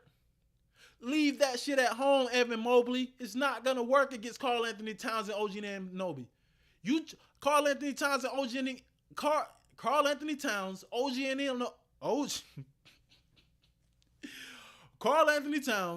Anunoby, Mikal Bridges is stopping all this New York Knicks, all this Cleveland Cavaliers shit. Once y'all play New York, it's over. Y'all not beating them. Y'all not. It's not going to happen. Soon as Evan Mobley try to put the ball down in front of OG Anunoby, it's took. He's taking it out of his hands. Soon as DeAndre Hunter try to put the ball down in front of Mikal Bridges, it's over. He's taking that shit out of his hands. Soon as fucking Jared Allen try to do all that weird ass blocking shot shit, he think he gonna be blocking shots. Karl Anthony Towns gonna be having his ass in deep water on the 3-point line. Now you can't block no shots, Jared Allen. The New York Knicks are gonna spank the shit out of Cleveland Cavaliers if they play each other. And we know what Boston gonna do to y'all. Y'all better hope y'all the 1 seed and y'all see Boston in the Eastern Conference Finals.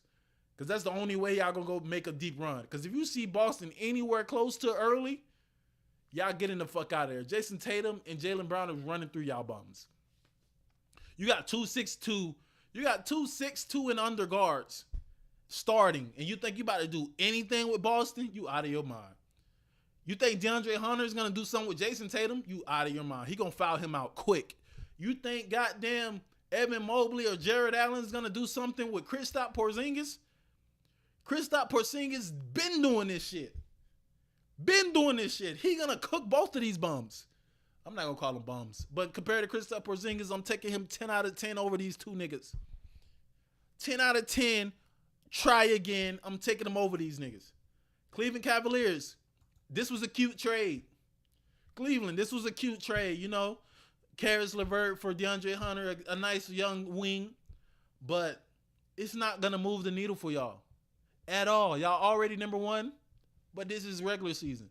But this trade is not going to move the needle whatsoever for you guys. Y'all still going to lose in 6 or less games to Boston or the New York Knicks or Milwaukee Bucks. All three of those teams are beating you guys.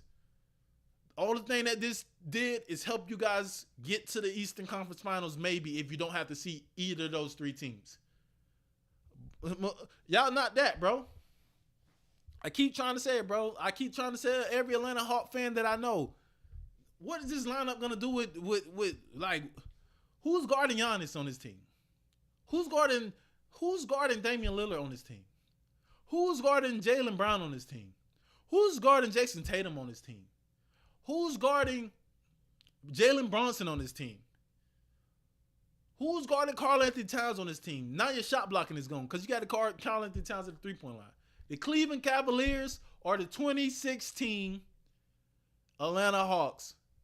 It looked good on paper. It looked good in the regular season. You look good at the All-Star game. But when it come down to it, playoff time, gotta get a basket, gotta make a shot, gotta play against superstars, gotta play against stars, that shit is dead. You got one real star on your team, and that's Donovan Mitchell. And he's too small to carry anything. Darius Garland, I like Darius Garland for the regular season, but he ain't doing shit with anybody in the playoffs. Not at all. Nothing. What's next on the list? Oh, my goodness. This is going to hurt my heart. This is going to hurt my heart talking about this. This is going to hurt my heart talking about this. Y'all want to see me heartbroken? Get ready. Y'all want to see me heartbroken? Get ready. We're going to talk about the Phoenix Suns. The Phoenix Suns are a complete shit show. KD. The Phoenix Suns are a complete shit show.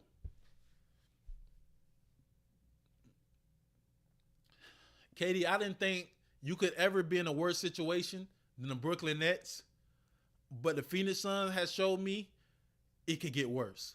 This is the guy who owns the team. He's a maniac. He's Jerry Jones level maniac. Listen to this guy. This was him before the season. This one I knew he was crazy, but I thought with Devin Booker and KD and Mike Budenholzer, a full year of training camp, they maybe can overcome this. But this is the guy running the team right now. Listen to this guy. He sounds crazy. Ask the other 29 GMs. 26 of them would trade their whole team for our whole team and our draft picks and everything as is. Like, the house is not on fire. What 26 teams would trade their situation for y'all? Cleveland? No. Boston? Hell no. New York? No. Pacers? Maybe. So we got one. Milwaukee? No. Heat? Maybe. Because they crazy. They got a crazy person. Whatever his name is. Pat Riley running their shit. So they might.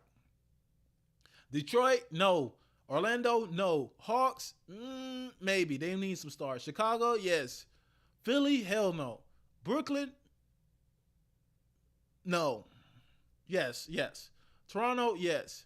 So you got all the bottom teams in the East. Yeah, they would trade their situation. Now let's go to the West. He said 26 teams. So that means only 5 teams would trade their position, wouldn't trade their position with the Suns. We already at 1, 2, 3, 4, 5 in the East. Now we got Oklahoma City. Fuck no, they wouldn't trade their position. Memphis wouldn't trade their position. Houston wouldn't trade their position. Denver wouldn't trade their position. Lakers wouldn't trade their position. Clippers wouldn't trade their position. Minnesota, no. Dallas, no. Sacramento, maybe. Phoenix, they are Phoenix. Golden State, no. San Antonio, hell no. So I counted out like 15 teams that would not trade a position for your position. So this is strike number 1 that the Phoenix Suns are crazy because they got this guy owning the team talking crazy. In great position. How fixable is it? And I mean, if I read the media, I would think we have a lot of problems. But luckily, I get to spend time with the best players in the world. I think you do read the media.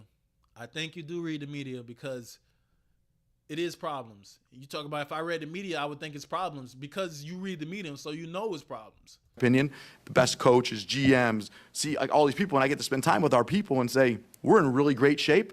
And I wouldn't trade our team or our situation for anyone else's, except for I'd like to be playing right now. But besides that, for like how going into the offseason, I feel great about it.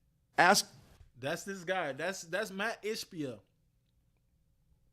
That's Matt Ishbia talking about the Phoenix Suns before the season, going into the offseason. Not even at the All-Star break, this is what the Suns look like. They're trying to trade for Jimmy Butler. Breaking. This is what happens close to the All-Star break. Breaking. There is increasing belief that the Suns could move Kevin Durant if they're unable to trade for Jimmy Butler. This is, what's that, February 4th? Today is February 6th.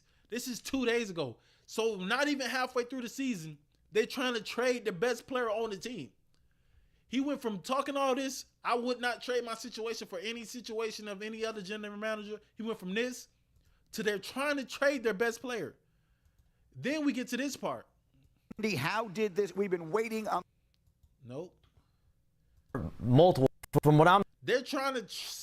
We got reports that they're trying to send KD back to Golden State. What? I'm told there are multiple teams making really aggressive calls to the Suns on Kevin Durant. Obviously, we know what has happened. He has made it clear. He had made it clear that he did not want a reunion with the Warriors. The Warriors made a very strong pursuit of him over the last week, and several calls are continuing to pour in. One thing I do want to clarify, Kevin Durant has not requested a trade, and it's my understanding most of all of these conversations this week have been somewhat blindsiding because going into this week and this season, I don't think a trade was something he was thinking about. He has wanted to stay in Phoenix. From what I'm told. So Matt Ishbia of the Phoenix Suns, the owner, went from I wouldn't trade my situation with any owner in the league. You went from that to gonna trade your best player for Jimmy Butler. You went from that to gonna trade your best player. Then you went from that to if we don't get Jimmy Butler, we're gonna trade our best player. You went from all of that to this. This place is a complete shit show.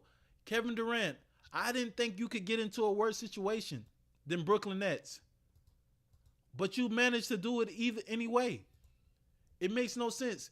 KD is not even trying to. He never asked for a trade. And you trying to trade him. They tried for weeks to find a way to trade Bradley Beal. They could not find a way to trade Bradley Beal. Bradley Beal, Matt Ishbia, you a billionaire and you getting held hostage by a swatter, Bradley Beal. Bradley Beal is controlling your whole franchise. You trade for a player that has a no trade clause. Now he's controlling your whole team season because you thought he was going to be better than Chris Paul. Now Chris Paul is in San Antonio helping them win more games. Chris Paul would have been better than Bradley Beal in this situation right now. Chris Paul would be better than Bradley Beal in this situation right now. He would. Now you get it held up by Bradley Beal. Bradley Beal. Just another thing I want to say. Bradley Beal. Bradley Beal, what type of man wants to stay in a situation that they're not wanted? What type of man wants to stay in a situation that they're not wanted? If a team tells me they don't want me, I want to be anywhere than where a team tells me they don't want me. But because Bradley Beal is semi-retired and he playing basketball like he playing men's leagues games. That's what it look like, Bradley Beal. He just want to play somewhere warm and play basketball. It sounds like he want to play in men's leagues game. But it sounds like he's retired, that he's a LA Fitness player. Bradley Beal sounds like a LA Fitness player. He want to stay in a situation where the team doesn't want him, the players doesn't want him, but he want to stay there because it's warm weather and his family can enjoy it. Bradley Beal is holding the Phoenix Suns hostage. This billionaire who traded for a player who is not useful to any other team in the league with a crazy contract with no trade clause is being held hostage by a swatter named Bradley Beal. Bradley Beal, you stand at a place and you got your wife and kids seeing that a team don't want you and you still want to stay there. This shit is weak. It's weak. Kevin Durant is eligible for an extension this summer. They aren't really sure how that's going to go. They had painted themselves into a corner. So when they realized they couldn't trade Bradley Beal, they started having discussions with the Golden State Warriors about moving Kevin Durant there. Now, everybody can play the game that they want to play about who called whom. At the end of the day, they were making a deal for Kevin Durant. The Miami Heat, for weeks, as you know, were trying to trade Jimmy Butler. After all kinds of calls, they found a package that they liked, and that package belonged to the Golden State Warriors. So really what this became was a game between the Warriors, the Suns, and the Heat involving Jimmy Butler, Kevin Durant, and Andrew Wiggins. And they put a deal together, and they were, again, everybody's going to have their story about how close they were, but there was a point where it looked like Kevin Durant might be headed for a reunion. And Kevin Durant didn't like the sound of that. And Kevin Durant let it be known that he didn't want to go back to Golden State. And so when that fell apart, and the Suns kind of came out of it, there was still that deal that had been negotiated between the Warriors and the Heat. Right. And we know that the Warriors have been trying to trade for a star going back a year. Last trade day, last summer, Kevin Durant, after missing a bunch of times, they finally decided, let's get the deal we can make with Jimmy Butler. Jimmy Butler wanted the Suns, but part of the reason he wanted the Suns is they were willing to give him a contract extension. So what did the Warriors do to make sure they could get this deal done? Boom. They negotiated a contract extension, so here we have an imperfect deal, but we still have Jimmy Butler out and the Warriors adding a star, and now we watch to see what happens with Kevin Durant, and also where he's going to be mentally after being involved in trade talks. And that's the question, because in the simplest terms possible. And that is the question. That is the real question right there. Matt Ishbia, you went into the offseason saying, we love Kevin Durant. We're not going to move Kevin Durant. We don't care if Houston asks for him. We don't care if Boston asks for him. We love our team. We love where we stand. We love our positioning right now. You went from that to trying to trade the dude, to trying to trade him back to Golden State, to trying to trade him for Jimmy Butler. Now you expect after this trade deadline that KD and everybody else on the team is just supposed to go back to normal when they saw you trying to shop every single one of them. Bradley Beal saw you was fucking pressing Bradley Beal. You was at his door every damn day, knocking on the door saying, Bradley Beal, give up that trade. Bradley Beal, please give up the trade option. Please, Bradley Beal. Every day you was going to Bradley Beal's house saying, Bradley Beal, please drop your trade. Please drop your no trade clause. We want to say Kevin Durant. And then you went to Kevin Durant, try to trade him to Golden State Warriors. Golden State Warriors. Oh, please, KD, do you want to go to Golden State? So you expect all these players, after you just tried all this weird shit, trying to trade them and trying to get them to sign deals and trying to do all this shit behind the scenes, you expect this team to all just go back to normal and start playing basketball? They're not going to do that. You've created an insurmountable situation right now, Matt Ishbia, Mr. Billionaire. This is not corporate where people just go back to work. You're dealing with real people who have to perform every day. Everybody on the Phoenix Suns team is gonna feel disrespected because of what you just did. And this whole season has gone to shit because the players who's supposed to be doing who's supposed to be doing the right things aren't the players who's supposed to be carrying the team is not carrying the team. Like, let's talk about this guy. I don't want to ever hear anybody else compare Devin Booker. I don't want to hear anybody else ever in life compare Devin Booker to Kobe Bryant.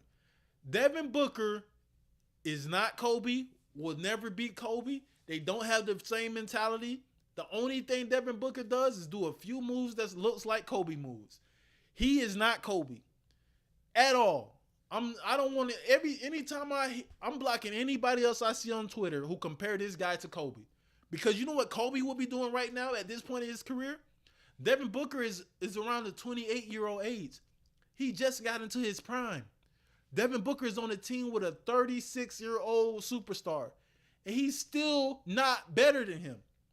Kevin Durant came to this team because he thought that he was coming to play with a guy who reminded him of his childhood hero, Kobe Bryant. But Devin Booker is not that guy. We've seen guys come in the league and pass him up with the Kobe Bryant mentality.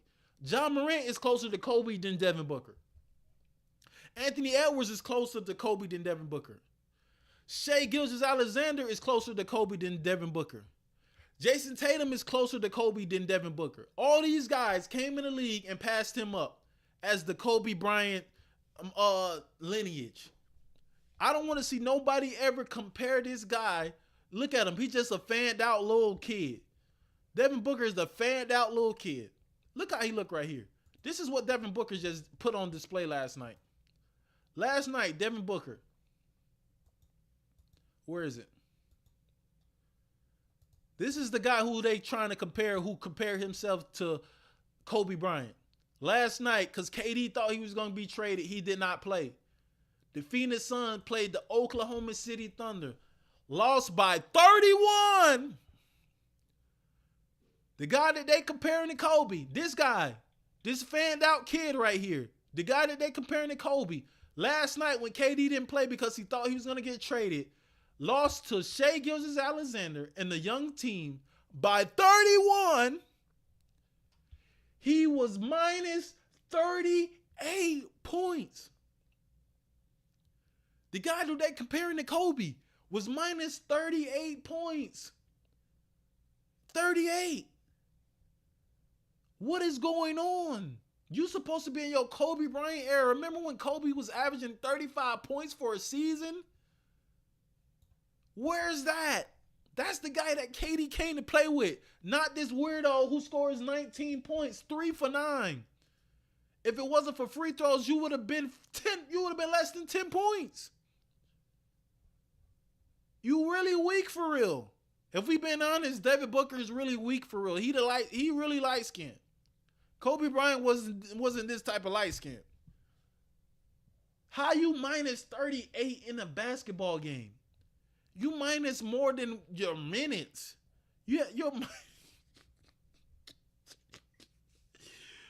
Bro, Devin Booker is 28 years old, right? Shai Gilgeous had 50 fucking points. He's only 26 years old. This is who you supposed to been. Devin Booker. This is who you supposed to been, Devin Booker. You see what this box score look like? This is supposed to be you. When Kobe lost his superstar, Shaquille O'Neal, he was averaging 35 a game for a season. That's what Shai's doing. As the lone star on the team, when he don't have an older superstar like Kevin Durant or LeBron James on his team, this is the type of stuff you should be doing, Devin Booker, when you don't have a superstar next to you. Scoring 50 the way Shai is. He was plus 40. Plus 40 on the court and only played 34 minutes. Didn't even play the fourth quarter. I think he played the fourth quarter. I don't know. Y'all let me know if he played the fourth quarter or not. But listen, he only played 34 minutes and scored 50 points. And you on the other side, as you supposed to be a superstar a long time ago, way before Shai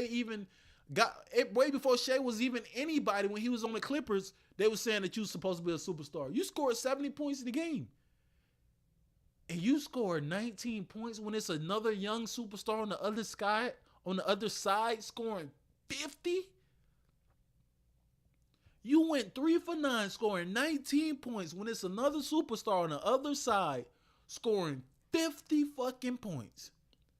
Shai Gilgeous-Alexander. And you want us to compare you to Kobe? I better not see not one person on my timeline ever comparing Devin Booker to Kobe Bryant again. Because this nigga is weak. You 28-year-old star on a max contract, and the 37-year-old Kevin Durant is still better than you. This is why I made that video about you and Anthony Davis. Y'all got these older superstars on y'all team who's pushing 40 years old, and they still better than y'all. This is why y'all can't be superstars. Y'all got older superstars on your team pushing 40, and they still better than y'all when y'all in the middle of y'all prime. You and Anthony Davis in the same boat. I don't want to ever see anybody compare you to Kobe Bryant again. Kobe Bryant would not let a 37-year-old Kevin Durant be better than him when he's in the middle of his prime at 28 years old. There's no way in hell. KD did not come here to play with a guy who's worse than him when he's 10 years older than him. It makes no sense. Devin Booker is one of the biggest disappointments as a young star in the league. The Kobe Bryant comparisons need to stop. I don't want to hear him again. We need to leave it alone. Leave Kobe Bryant out of your situations. I don't want to hear no more Be Legendary. I don't want to see no more Be Legendary tattoos on you. None of that shit. Because you're not legendary. You're not close to it. You like light-skinned Bradley Beal. You just there to be there.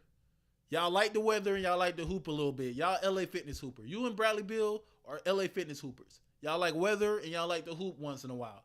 But don't ever compare yourself to Kobe again. You look at your fanned out ass. You so fanned out right here. You probably don't understand. You probably ain't catch any word Kobe Bryant told you right here. Because you fanned out like a little kid. Kobe probably told you how to actually be a star.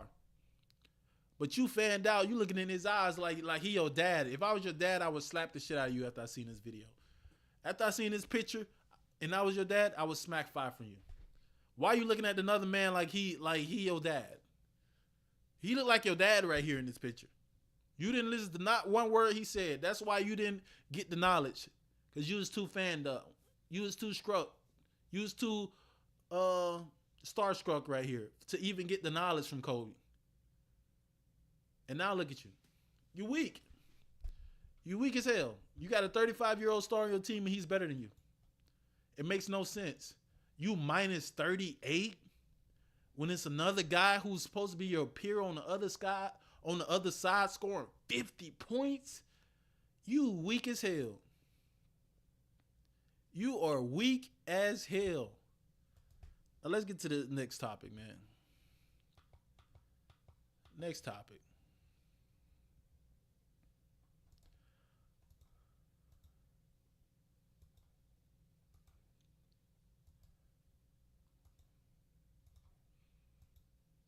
No.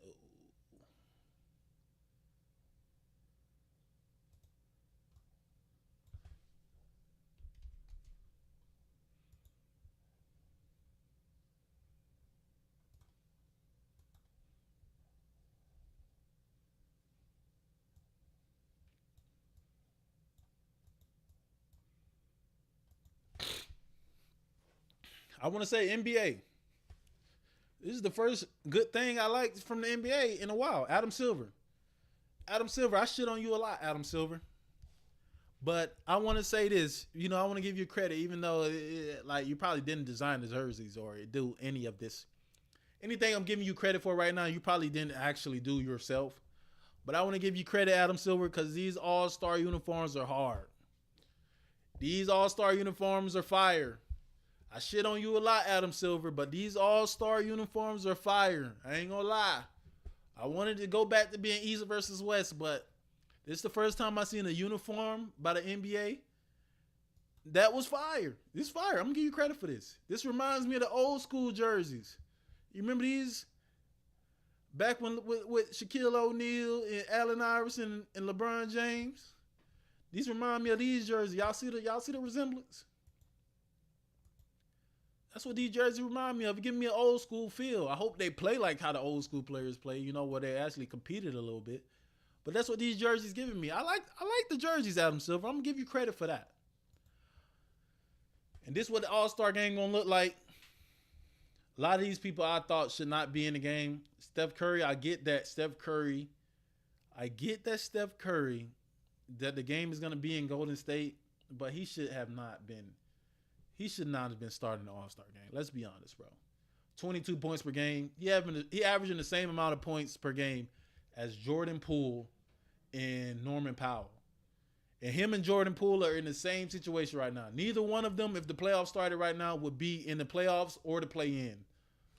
So the fact that Steph Curry is starting in the All-Star game when him and Jordan Poole are in the same situation as of today, which is neither one of them would be in the playoffs if the playoffs started right now, or neither one of them would be in the play-in game if the playoffs started right now, him and Jordan Poole, and they're averaging the same amount of points and the same amount of rebounds and assists, but Steph Curry is starting the All-Star game over players like Anthony Edwards and James Harden, who are actually carrying their teams right now. James Harden been carrying his team without Kawhi Leonard for the whole season. Anthony Edwards has been trying to carry his team with Karl Anthony Towns missing, and he had to deal with Julius Randle. Steph Curry should not be starting, let alone should be in the game, period. I would have put Ja Morant in there. I would have put Anthony Edwards in there. I don't think Steph Curry, Kevin Durant, or LeBron should be starting. If you ask me, I would put Wemby in LeBron's spot. I will put Ja Morant in Steph Curry's spot. And I will put Anthony Edwards in Kevin Durant's spot. I will put all three of these old niggas behind the barn. And, it's time for them to be poultry. It's over for them, bro. It's time to retire the old cows and stop getting milk from them. They don't have any more milk in them, NBA. We need to go and put the young stars on a bigger platform. These guys should not be starting the game anymore.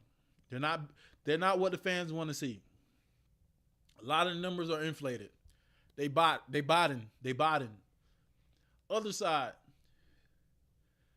Let's see. We got Giannis, Jalen Brunson, Donovan Mitchell, Jason Tatum, Karl Anthony Towns. I agree with Giannis. I agree with Tatum. I agree with Karl Anthony Towns. But I do not agree with Jalen Brunson. I think LaMelo Ball should be in Jalen Brunson's spot. The fans voted for LaMelo Ball. Jalen Brunson should not be in. I don't want to see a 6'1" point guard posting up players in the All-Star game. I do not want to see it. His game is weak as hell. It's not Showtime. It's not pleasing to the eye. It's not a great game to watch. I don't want to see Jalen Brunson starting the All-Star game. The New York Knicks have not been good enough to have 2 All-Star starters. Not even close. I see if you would have did it with the Cavs. I see if you would have did it with Boston. But they third in the East. They should not have 2 All-Star starters. Make it make sense. It doesn't make sense. Jalen Brunson, I think Karl Anthony Towns has been the best player on the team. So if you want to give the New York Knicks an All-Star, give it to Karl Anthony Towns. But I do not want to see Jalen Brunson starting in the All-Star game. He too slow. He played like an old player, and he ain't even that old. Then you got the reserves. Cade, I get it. Garland should not be in the All-Star game. You're Jeff Teague. I keep saying this. Darius Garland is Jeff Teague. You're not a real All-Star. Jaylen Brown, I get it. Tyler Hero, I get it. Damian Lillard, I get it. That's basically, he made it strictly because of his name. Evan Mobley, you're not a real All-Star. Let's be honest, bro. Evan Mobley, you're not a real All-Star. Pascal Siakam, you're not a real All-Star. None of them guys are real All-Stars. A lot of people got snubbed. This side, Anthony Davis, good. Anthony Edwards, good. James Harden, I'll take it. Jared Jackson Jr., you had to put somebody on Memphis. I guess you could put him in there. Sengun, you had to put somebody. I probably would have took Jalen Green if we want to talk about Showtime All-Star type shit. Victor Wembanyama, I get it. He should be starting, though. Jalen Williams, These are the guys who were snubbed in the game. In the East, Trae Young, LaMelo, Tyrese Maxey, Franz Wagner, and Tyrese Halliburton. I would say out of these guys, the only people who got really robbed for real is LaMelo. And I think Trae Young got robbed. Maxey, the team ain't been good enough, and you ain't been good enough to start over guys like LaMelo and Trae Young, who are really carrying shit.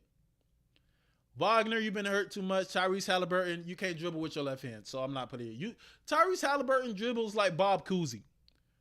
He can't really dribble for real. He got no real dribble moves. He just run up and down the court. I don't get how he's a point guard. I don't think he's I don't think he's as big a starter as they try to make him out to be. Is he a good player? Yes. But is he on the level of a De'Aaron Fox or a John Morant or a Donovan Mitchell? No, he's not. In the West, Domantas Sabonis, De'Aaron Fox should have made it. Kyrie might be the biggest snub. Kyrie might be the biggest. Devin Booker, first of all, get Devin Booker off this fucking list. Devin Booker did not get snubbed. Devin Booker should not even be close to anything that says All-Star. Devin Booker needs to go home and thinking about what he's been doing the whole season. But Kyrie Irving should be starting in this game. I'm taking Kyrie over Jalen Williams. I'm taking Kyrie over Stephen Curry. I'm taking Kyrie over Jaren Jackson. And all y'all who try to say anything about me taking Kyrie over. Hold on, where we at? Kyrie, all y'all trying to say something. Here we go. Kyrie Irving. ESPN. Let's go Steph Curry. ESPN. And let's go Steph Curry again. ESPN, but this time we're going to go to the standings. I want y'all with a straight face to tell me that Kyrie Irving has not been better than Steph Curry this year. First of all, Luka been missing for a lot of the year, right? And Kyrie's been carrying. 25, 5, and 5. Kyrie Irving. Kyrie Irving is 25, 5, and 5. We're going to round up for both of them. Steph Curry is 22, 4, and 6. Shooting 43%.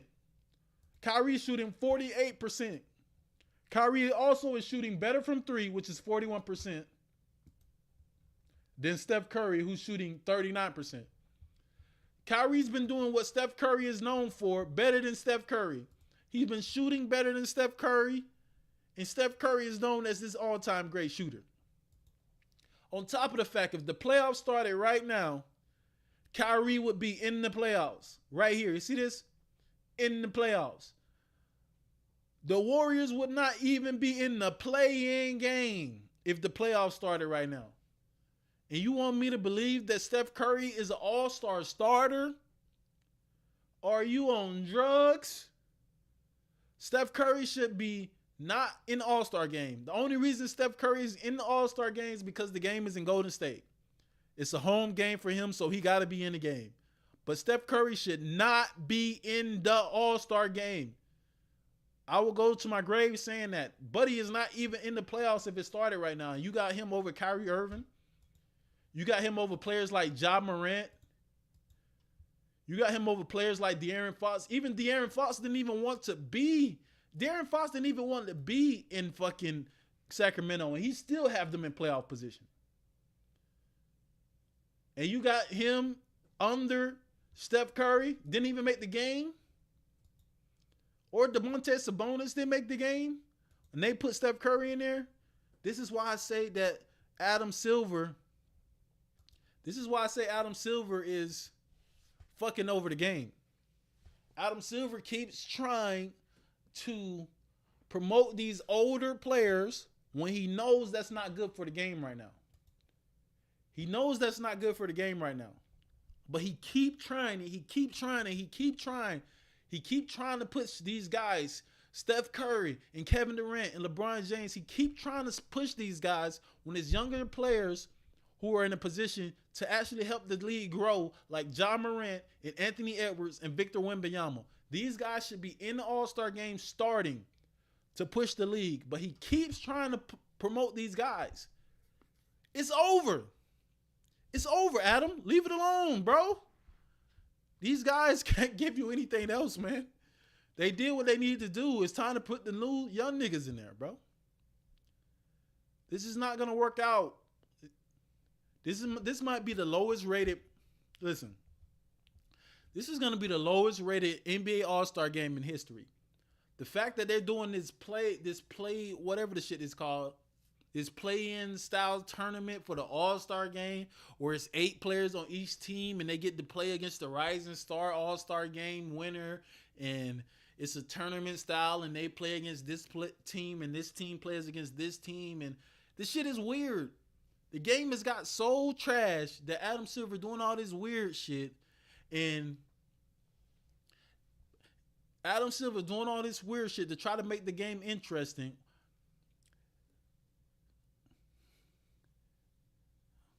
What I was going to say. Yeah. Adam Silver is doing all this weird shit to try to make the game interesting, and the players don't even respect it. They're still going to come into this game, and they're still going to bullshit. They're still going to come into the game and still not compete. That's why I think that not Adam Silver, but Victor Wembanyama is going to save the game. I like what Victor Wembanyama said. He said, this is going to be a business trip when I go to this game. It's going to be all business. And I like to hear that from Victor Wembanyama. I hope whatever team Victor Wembanyama is on, that he blocks everybody's shot. He plays super hard. He forced other players to play hard because he's playing hard, because he's embarrassing them. I hope he go out there and try to embarrass people so they can try to play hard. I think he's gonna be the one to save the All-Star game. It was supposed to have been Kobe. Giannis, another player who they say got the Kobe mentality, but comes into the game and don't take it seriously. It was supposed to be, who else? Anthony Davis always talking about he wear Kobe's. He's talking about he got Kobe mentality. It was supposed to be Anthony Edwards, who's the Michael Jordan of this era, and he takes everything personal. These were supposed to be the guys who set an example in playing hard and treating every game like it's the same game and trying to kill anybody in front of them. These were supposed to be the guys. But none of them are playing hard enough to make the game stay in the East versus West instead of this pool play shit where you got Charles Barkley and Kenny Smith and Shaquille O'Neal choosing teams, and then whatever team they choose get to play against each other and all this weird shit. That shit is not good for the league. It's gonna be a bad All-Star game. Nobody's gonna take this All-Star game seriously. Nobody's gonna have respect for the league after this All-Star game, because all of this shit, like, this is not football. I get why the NFL had to go to a flag football game, because they can actually hurt each other. These guys play harder in summer league and at Rico Hines and at the Hines runs and Chris Brickley gym. They play harder in that shit than they do in the actual NBA games for the fans, where they paying their hard-earned money. All the fans who couldn't pay to go see the All-Star game is watching it on TV. And you know what they give them? A shit product. These players are making too much money to the fact where they're now disrespecting the fans and they don't even want to play hard. And the players wonder why the ratings are going down. Adam Silver wonder why the ratings are going down. Because they're not making the players earn their money. The shit is not fun to watch. The shit is not cool to watch. It's actually pretty trash if you really think about it. These players only play hard for certain games during the regular season. They only play about 60 games. They only play hard in the playoffs. So you paying for all these different streaming services to see on the bottom ticker it says so-and-so not playing in the game today. Blah, blah, blah is not playing the game today. Rest. Blah, blah, blah. Rest management. Injury management. Blah, blah, blah. Oh, he's out today. Eye management. Personal reason. Blah. It's like, what? And y'all expect us to watch the games when y'all have no respect for the fans? And the NBA wondering why it's going to shit because of shit like this. Old guys, get them out of the game. Young guys, get them in the game. Adam Silver, force players to play the game hard way. NBA owners, CBA needs to change and stop all these guaranteed $50 million contracts. Make these players actually earn their money. I think the key to this is for players to get 3-year contracts. If I was the NBA, I would put players on 2. I would make the max 2-3 years on contracts. Then they would have urgency to always play hard every fucking year. I think that's the only way. I do. I really think that's the only way. But what else is on here? That was the last topic in my rundown. Does anyone in the chat have a question?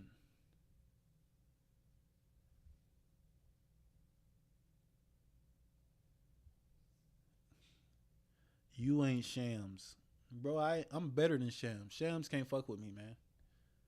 Shams can't fuck with me. Hey, Jackal Moore Jordan. Jackal Morden. You can't fuck with me. Shams can't fuck with me, man. Oh, you talk about the you must be talking about the thumbnail. You must be new here, my boy. What topic y'all want? Y'all got anything? Any questions y'all want to ask before I get up out of here? I'm better than you and Shams. You ain't better than nobody, my boy. You in the comments. Break some news right now. If you better than Sham, break some news, my boy. And like the video. Nah, I've been a fan since 2018 Fortnite. I never got into Fortnite, bro. I was always Call of Duty, man. Always Call of Duty. Fortnite used to, Fortnite used to be too childish, man. I don't like all the dancing in the characters. Anybody got any questions before I get up out of here? Anybody got any questions?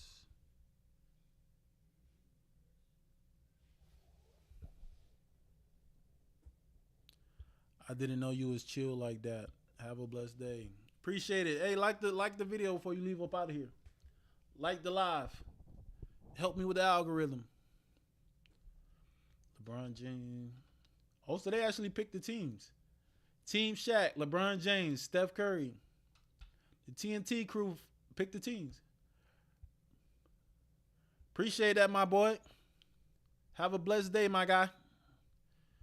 Okay, Team Shaq, Team Kenny, Team Chuck, they actually picked the 3 All-Star teams. Shaq got LeBron, Steph, Anthony Davis, Tatum. Whoa. Shaq got LeBron, Steph, Anthony Davis, Jason Tatum, Damian Lillard. Shaq's winning. I don't even see anybody else's team. Kenny got Anthony Edwards, Jalen Brunson, Jared Jack. You getting whopped out. You get it fucked up. This team looks trash. Chuck has Jokic, Giannis, Shea, Wemby, Siakam, Sengun, Cat, Donovan Mitchell. These are going to be the 3 teams in the tournament style play for the NBA All-Star game. Shaq team is going to win. All right. So I'm pretty sure they're going to put Shaq team up against whoever the Rising Star game is. And they're going to play them, and then they're going to play the winner out of these 2 teams. So if we go in Team Kenny versus Team Chuck, I'm going to take a Chuck team because Kenny, I don't know what the fuck you did here. This team is trash. You got all the worst All-Stars. Everybody All-Stars, but you got all the worst All-Stars. Jokic. Okay, so once they beat them, okay, so we're really going Team Shaq versus Team Kenny. Team Shaq versus Team Chuck. That's what we're really going with. Steph Curry, Giannis, LeBron, Jokic, Anthony Davis, Shea. This is going to be a real good matchup. If I had to pick between these 2 teams, now that I'm really looking at it, I don't like Chuck's team when it comes to shooting. Like, the spacing going to be trash on that team. Spacing gonna be trash, but they do got a big ass team. No Diddy, they got a big ass team, so it might fuck this team over a little bit. I don't see a lot of size on this team. Anthony Davis is the only big on the team. Kevin Durant is not really a big. He's really a two guard, if we being honest. I think Charles' team is gonna win. I know I said Shaq team is gonna win because I see KD, LeBron, and Steph. I was like, damn, who gonna beat that team? And they got Anthony Davis, but I'm looking at Chuck's team. They got Jokic, Wemby, and Giannis. Like, that's a little bit too much to defend again. That's a little bit too much to defend against. They don't really got a lot of good guard. Oh shit, Shea is enough. Donovan Mitchell. Okay, they got it. I'm going with Team Charles. Charles Barkley is gonna win this.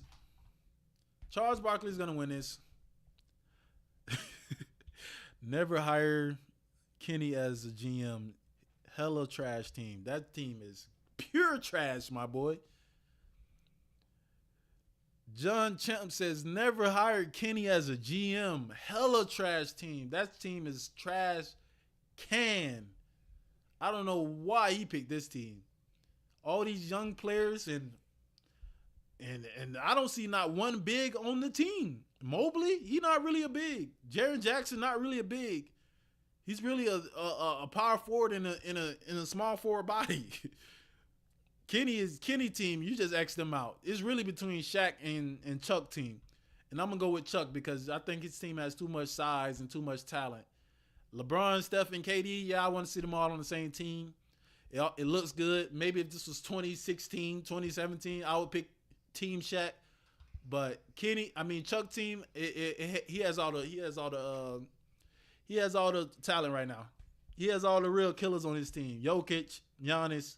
As soon as I see Jokic and Giannis on the same team with Shea, it's over. And I already know Wemby's going to be playing super hard. So Chuck is going to win. If anybody's a better man, bet on Chuck teams to win. Bet on Chuck team to win. If anybody's a betting man.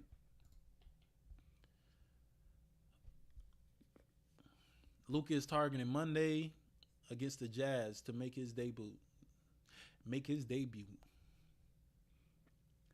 Kendrick Perkins says the Warriors wanted Beyonce and Taylor Swift, but they ended up with Nicki Minaj. Oh.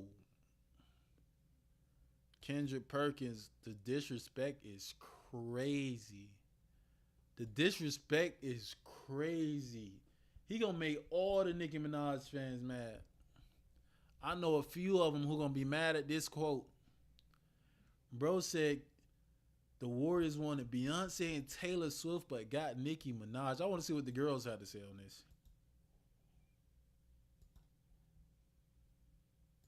The Warriors ceiling with Jimmy right now is a first-round exit, okay? Listen, I was looking for the Warriors. I'm thinking that they're going to go out there and, go get a Beyonce or Taylor Swift. They end up getting a Nicki Minaj, and that's okay. Whoa, you about to... That's just... Hey, listen. But that's not... Whoa. But that's not... But that's... The Barbie's going to get you, boy. The Barb's going to get you, boy. Ain't hard to find. Listen.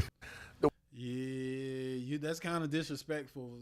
Nicki Minaj is the best female rapper of all time.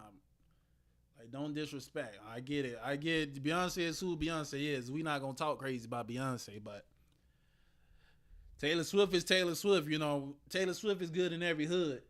Yeah, she even though she white, her songs still go off in every hood,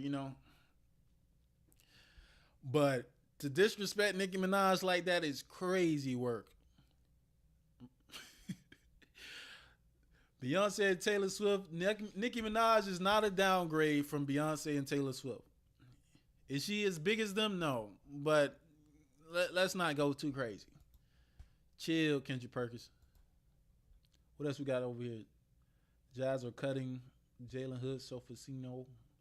The Timberwolves tried pairing Anthony Edwards with KD at the buzzer of the trade deadline, but it fell through. That's crazy, bro. That's fucked up. The Timberwolves tried pairing Anthony Edwards and Kevin Durant at the buzzer of the trade deadline, but it fell through. Adam Silver, why you can't do what you do for the Europeans for the Americans?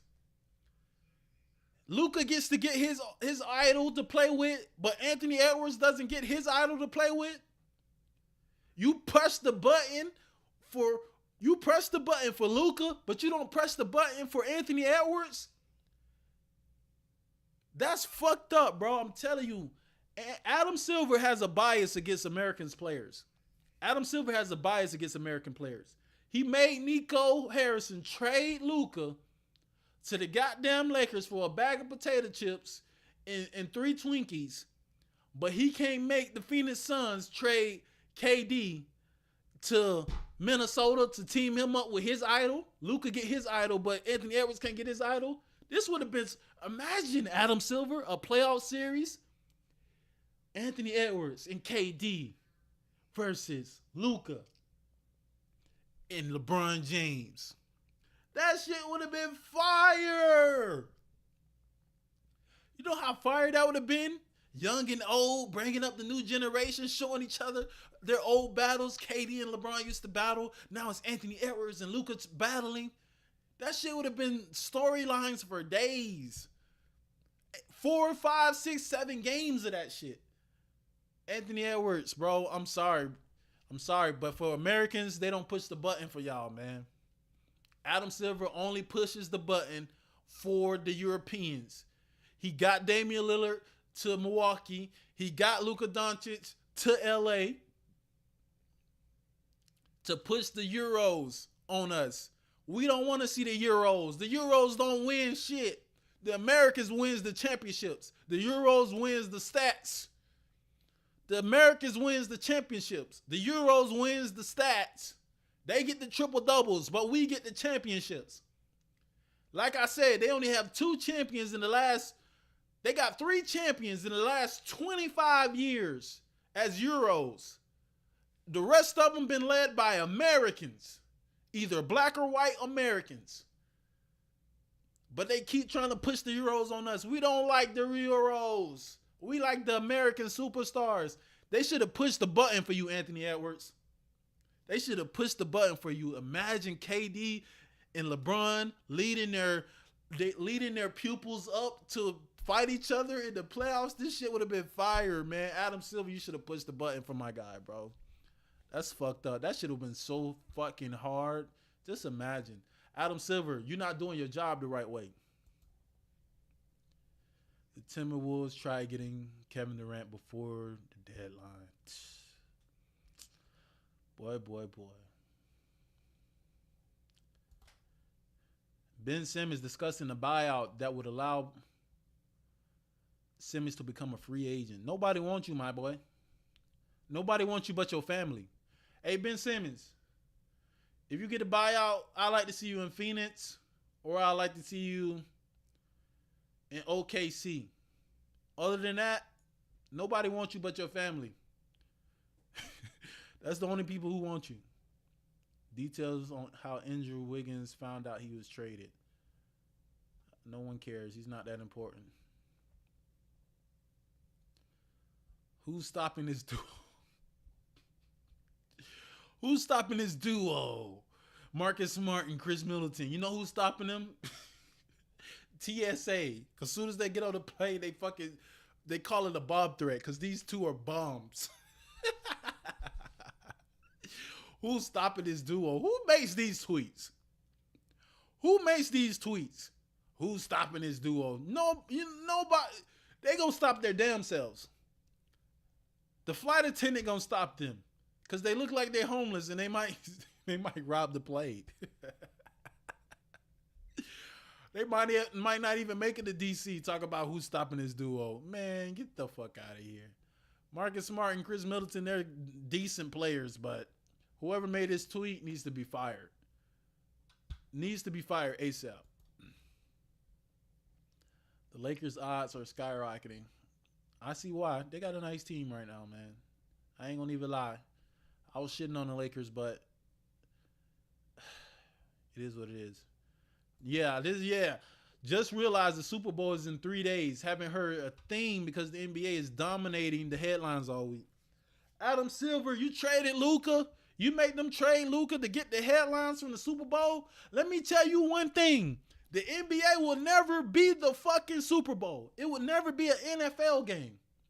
A Sunday night football game is more exciting than the NBA playoffs.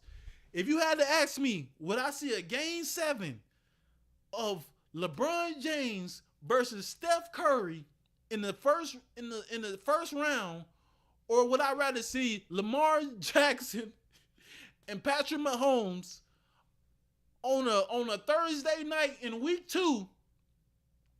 I'm going to pick Lamar Jackson and Patrick Mahomes over LeBron James and Steph Curry.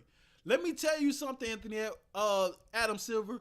The NBA will never be the NFL. Never. So if you traded Luka Doncic to try to steal some headlines, the shit ain't going to work. The shit ain't going to work. All these trades look manufactured. All these trades look manufactured. It looks like the call was in, the fix was in. The call was in, the fix was in. But guess what? It's not going to work, Adam Silver. You already fucked the league up too much, Adam Silver. You fucked the league up too much. Ever since you got in the league, you've been fucking the league over. Ever since you got in the league and you got Donald Sterling out, which was the only good thing you've ever done. Getting Donald Sterling out is the only good thing Adam Silver has ever done. And now he's been riding on that shit since 2014, 15, 16, whenever that shit happened. He been riding on that shit ever since. And ever since he been in the goddamn league, the play style has turned to trash. All these threes and all these big men shooting threes and all these people who's been flopping. They had to make rule changes to change flopping, to give them text. The All-Star game's been trash. Nobody want to play hard in the All-Star game. You had to put an in-season tournament in to try to get people excited for the NBA season. You had to do all this shit ever since you got in the league because you've been looking out for the players instead of the fans. And you wonder why the NBA ratings are down. But guess what? Once they get your ass out of there, it's going to be good. I nominate Ernie Johnson as the new NBA commissioner. Get Adam Silver out. Trae Young with the Hawks. Future is murky. Dallas Mavericks was aggressively exploring ways to get Kevin Durant. Okay, y'all, this is not fantasy basketball, my boy. The Nuggets have made no moves at the trade deadline because Jokic's a real nigga. He the only Euro I really respect like that, bro. When people was asking him about trades, he said, "I don't need to know what the front office gonna do for me. I need to do for the front office. I need to make sure these guys are good." That's why I like Jokic. He the only real nigga Euro. Jokic is the only real nigga Euro. The rest of them, they wannabes. The Indiana Pacers are trading James Wiseman for cash to the Toronto Raptors. Ain't James Wiseman out for the season? The Grizzlies are sending Lavria to the Kings. Kevin Porter to the Bucks. That's a decent move. Kendrick Perkins says he was the leader, and Kevin Durant and James Harden and Westbrook was not. Okay, Kendrick Perkins, stop trying to be more important than you was. You was never the leader. You just get on TV and start talking. That's why these players be shitting on you. You was the leader, averaging 3 points per game. Get your ass out of here. You're a weirdo. Former GM Bob Myers revealed on ESPN that the Grizzlies are trying to trade for Kevin Durant. That would have been a nice-ass trade. He would have been perfect there. Dennis Schroeder has easily completed the NBA color spectrum. Wow. He's trash. Dennis Schroeder, what happened to that slavery comment you made? You've been traded 4 times in 24 hours. You're not that guy. Go back to Germany. They're excellent at talent acquisition. They're not good at team building.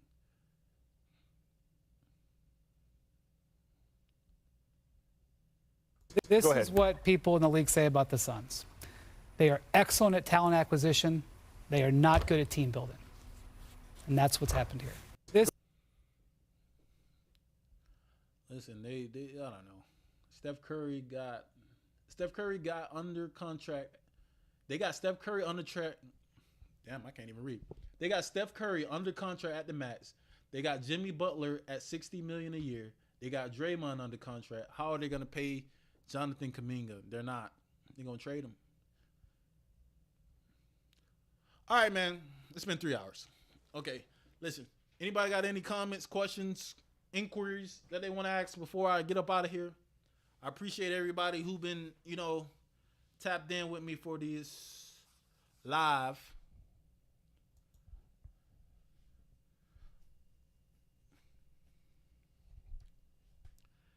Never hire Kenny as a GM. Oh, I already read that.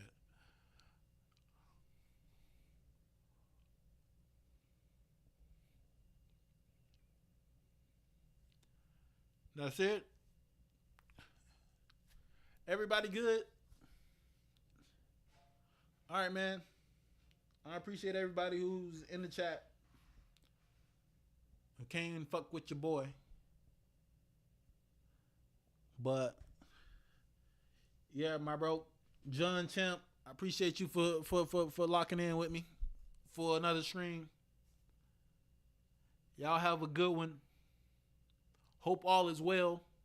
Hope 2025 show you guys abundance. Show you guys a lot of love. Appreciate you. And I'll see you guys in the next one.